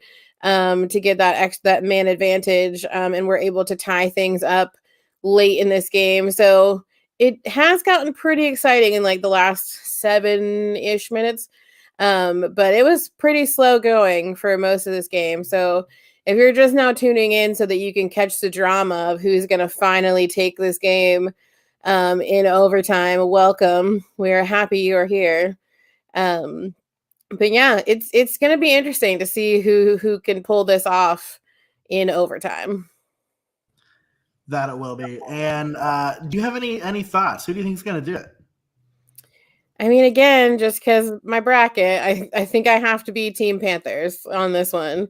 And also because, honestly, they deserve it. They have outplayed the Caps basically this whole game. So it will definitely be a devastating loss for them if they lose this one, having absolutely outplayed the Caps in this circumstance. Yeah, and I mean, as we look at it, as most of our listeners who listen to our show know, we are big fans, and by that I mean myself, of some analytics. And as of right now, the expected goals total for both teams, 3.19 for the Panthers, 2.12 for the Capitals. So exactly to Laura's point, this one is one that should probably be all Panthers. But as we know now, this game is going into overtime. Just like you said, generally speaking, the Panthers have control of this game. It really would be a shame if they can't find a way to win this one, because man, it just has been such a good game so far for them. So we're really hoping that they can find a way to win this game. Yeah, so it's going to be interesting, and hopefully, if you were with us last night, you know that we were up quite late covering the Oilers Kings game, as we are both on the East Coast. So hopefully we don't get too much free hockey this evening. What is Biz eating on set right now? I do not know. It looked kind of like sweethearts. Can somebody let us know? Highlight House. Let me know if now you can see the score. I removed it from the stream and put it back in. So let us know if that's still giving you any issues there. Maybe we could work on fixing that if that's the case. Archduke Ramon. I thought at the end of the second period was the pre-overtime intermission. It feels that way, right? This one feels like it's been going on for a while. Capfinity asks, great question in the chat. Keep these questions coming. Doesn't have to be about this game. Doesn't even have to be about any playoff contenders. Who thinks Vegas and Seattle would make a good rivalry? I mean, it makes sense in the sense that, like, they're the two newest squads, right? I mean, it's going to be a little bit harder for both of those teams to establish rivalries in a league that's pretty established, right? I think obviously Seattle gets a little bit of the benefit of the doubt here with, well, I actually will say that San Jose and Vegas found themselves into their way into some pretty nasty matchups. But yeah, I mean, it'd be a heck of a rivalry, right? I mean, it's a lot of fun. And I mean, the Kraken, of course, not having the same success as the Golden Knights did in their first season, but could be a lot of fun. Yeah, it's like the two youngest children in a family, like fighting for the attention of the parents, i.e., like the league. So that would be an interesting. I also just think like Vegas just wants to try and make a rivalry with any team that it plays. Yeah. They just like are kind of one of those teams that wants to get under the skin of any opponent that they have. And you know, they changed in a lot of ways how the league works, because Seattle definitely didn't benefit as much from their entry draft as Vegas did. So a lot of things changed after Vegas. So if Seattle wants to be mad at Vegas, I think they have rights. So I think Seattle has every right to be mad at every other team that let Vegas get everything that they got in their expansion draft. So yeah, I mean, that would be really cool to see. June lets us know that they're drinking 2 fingers of apple brandy because they are aging by the minute watching this game. I gotta be honest. I'm right there with you. I don't even have a stake in this one, and somehow, some way, I'm finding out that I, as time passes, am aging senselessly. Because this one's taking it out of us. I think today, kind of running on like 5-6 hours of sleep after last night's broadcast. So being back in it right now, man, I am feeling it. But and then I mean, I agree with this. So Cafinity says, for real, I sense major beef with the Blackhawks and Sharks with Vegas. Yeah, there's some truth to that. I do. That Blackhawks piece is interesting, but I think it's real. And obviously the Sharks, man. I mean, and that like is one of those things where that's to me the one example of, we talked about it last night. Somebody asked us about the playoff format, and that's the one area, that is the one matchup that I think has actually produced a rivalry, and that is the San Jose Sharks and the Vegas Golden Knights playoff series a few years ago, where a questionable call leads to a 5-minute major in which the Sharks end up scoring and winning. And because of that, like, there's this like newfound rivalry that exists between the two teams. And that to me is the only instance of this playoff format really creating a harsher rivalry than would have been naturally kind of organically created throughout the regular season or throughout a different kind of a postseason matchup. So we're underway here. We are underway with this overtime period. Already a couple of shots on goal for the Panthers. So, man, they seem destined to try to end this one quickly now. Yeah, no, I definitely think both teams, just based on their play and the speed of this game, are like, let's just hurry this up. Like, let's one of us figure it out. Obviously, I think both teams really want it, but who knows? I don't think any of them want to super go into much longer than a general overtime period in the playoffs. Yeah, I mean, because how exhausting is that, right? I mean, you just got done playing 60 minutes of hockey, and you could play up to another, as we saw a couple of years ago between Tampa Bay and Columbus. You could go into another 5 periods of hockey, which is a little bit, in that case, over 90 minutes of hockey. And that's it's rare to eat both lunch and dinner in a hockey game. which is what we experienced in that playoff series a few years ago with Columbus. Man, With that plus it being in August, it was all sorts of weird. But nevertheless, Sean had to come back and say, "Go Panthers! You gave up hope, my friend. You gave up hope, and now you're back." And I'm so excited that you're here because we missed you. So save my bracket. Yep, they would. They would if they could find a way to make this a 2-2 series. Which, I mean, Laura and I both think that they will find a way to win this game. Some new teams coming into professional hockey, Coachella and Savannah. I'm so excited about Savannah too. Like, I mean, like both of those teams are going to be a lot of fun. And AHL and Savannah, I believe, is an ECHL team. So that'll be a lot of fun to watch. I'm a big AHL guy myself. I do a little bit of writing for the AHL on another site. And so I love me some AHL. So I'm super excited about the Coachella Valley Firebirds. It also looks so clean. Like, it looks so clean. You can tell that there was a little bit of brand relationship between Seattle and Coachella Valley if you look at the two. So big fan of that branding. But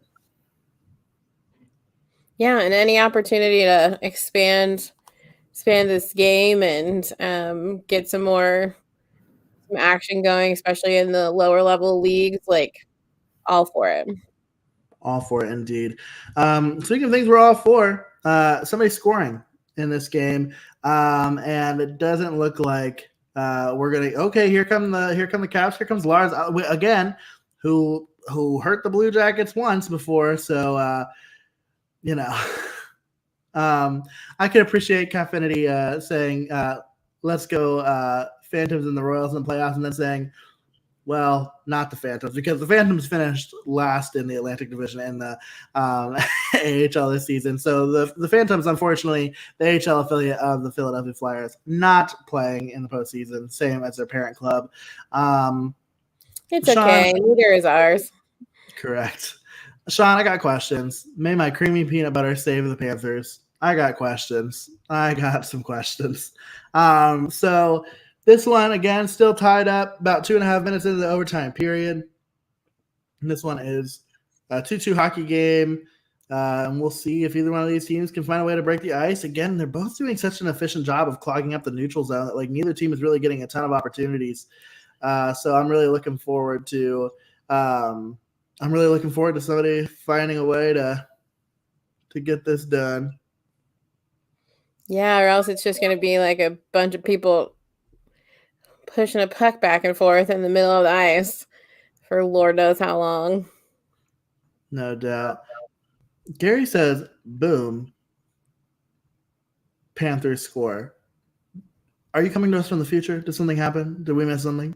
I was like, I know my feed is normally delayed, but and I will say that I do feel like our friends over here at Flash Score usually do a pretty good job of refreshing that pretty quick. But maybe Gary's just projecting that into the universe, and I support that. I do too. Gary, if you are a medium, let us know now, and we can have you on the show. So, here go the Panthers. Oh, God. Was Gary right?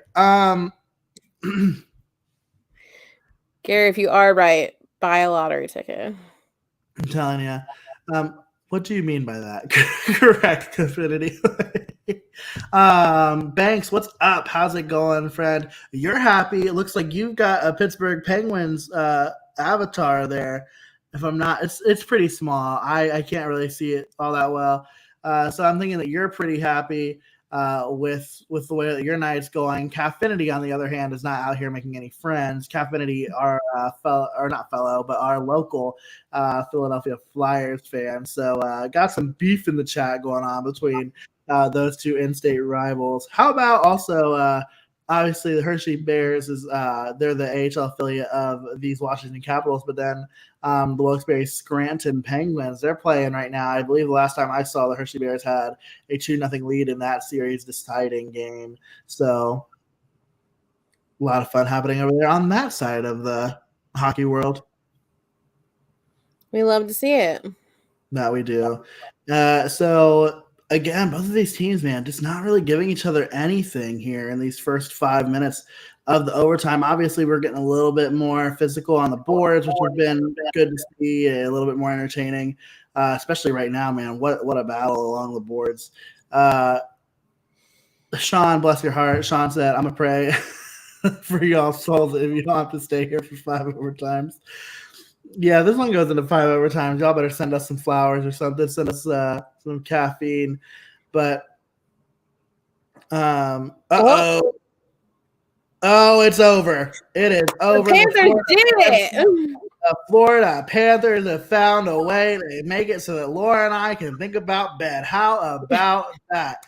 Man, you got to feel for Ilya Samsonov here. I mean, dang, this man, we're not leaving the doesn't look like nobody's moving. Are we questioning it? I mean, you got to do your due diligence, right? You got to look it over, see if anything's amiss here. But looks like as of right now, the Florida Panthers have won this game 3-2. And Gary, my guy, you are one cool dude to have predicted this. I think they're going to look at this. I think they're a little bit concerned about some goaltender interference here potentially. But to me, it looks like, yeah. I don't know. I think that you can't really blame Huberdeau for being there, but I mean, yeah, it looks like this one's getting challenged. See, now if this had happened with the Columbus Blue Jackets playing, they would have accidentally already shot off the streamers. So we'd all just been sitting here going, but we did the thing already. Just let us have it.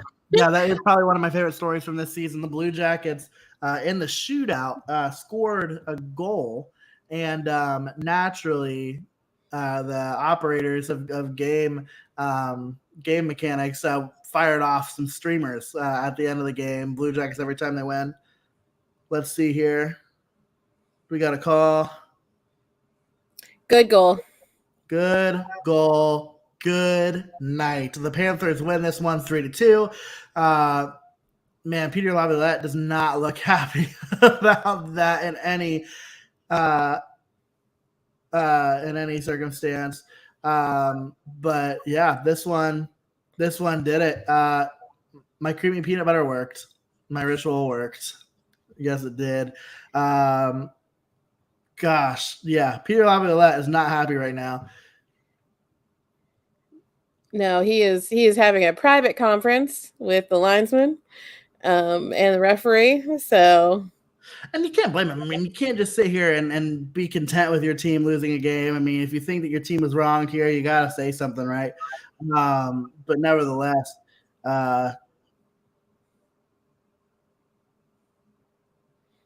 yeah. I mean, I can understand where he's coming from, but that one's tough. I mean, you gotta, Huberdeau's kind of forced into the net there by Lars Ehlers. So, man, this one is over, folks. This one is over. A really quality game. Glad we got to spend some extra time with you tonight, which was a lot of fun. You're going to want to check out the Hockey Podcast Network's YouTube page because we got another one going right now, if I'm not mistaken. So you're going to want to go check out the Avs and the Predators live stream, watch along over there. It's going to be a good time. Maybe you can go and see a suite because this one's going at least 6 games. So you're going to want to go check that out, folks. It's going to be a lot of fun. Hashtag creamy peanut butter in the chat. I love it. Hashtag creamy peanut butter. Hopefully we get to see y'all again in the postseason. We're going to be doing a few of these this offseason, or this postseason, excuse me. So we can't wait to see you again. Make sure you follow us. Laura is the queen of telling everybody where they can check out our information. So we are going to let Laura do what she does best. Laura's the one that wraps up our show. I'm going to let her wrap up this show. Go right ahead, Laura. Yes, like we said, I'm Laura. That's Jeremy. We're the hosts of Subjectively Speaking on the Hockey Podcast Network. We are a strictly Blue Jackets podcast, but our team is not participating in the postseason this year, but we are lovers of this game and love to talk about hockey. So you'll be seeing us hopefully a few more times in the postseason. But if you liked hanging out with us and want to listen to our show or see more of our content, you can follow us on social media. We are at Subjectively Pod on Twitter and Instagram. You can follow us on Facebook at Subjectively Speaking. And if you want to learn more about us and our show, we also have a website, subjectivelyspeaking.com, and we would love to have any of you over in our little community. But also feel free and check out any of the other other awesome shows on the Hockey Podcast Network, because there's a lot of quality podcasts happening in our little podcast family. That there are. And hopefully, y'all, your brackets stay perfect. You keep going. We can't wait to chat with you all again over the course of this postseason. Until next time, y'all take care of yourselves, and we will chat with you all soon. Bye.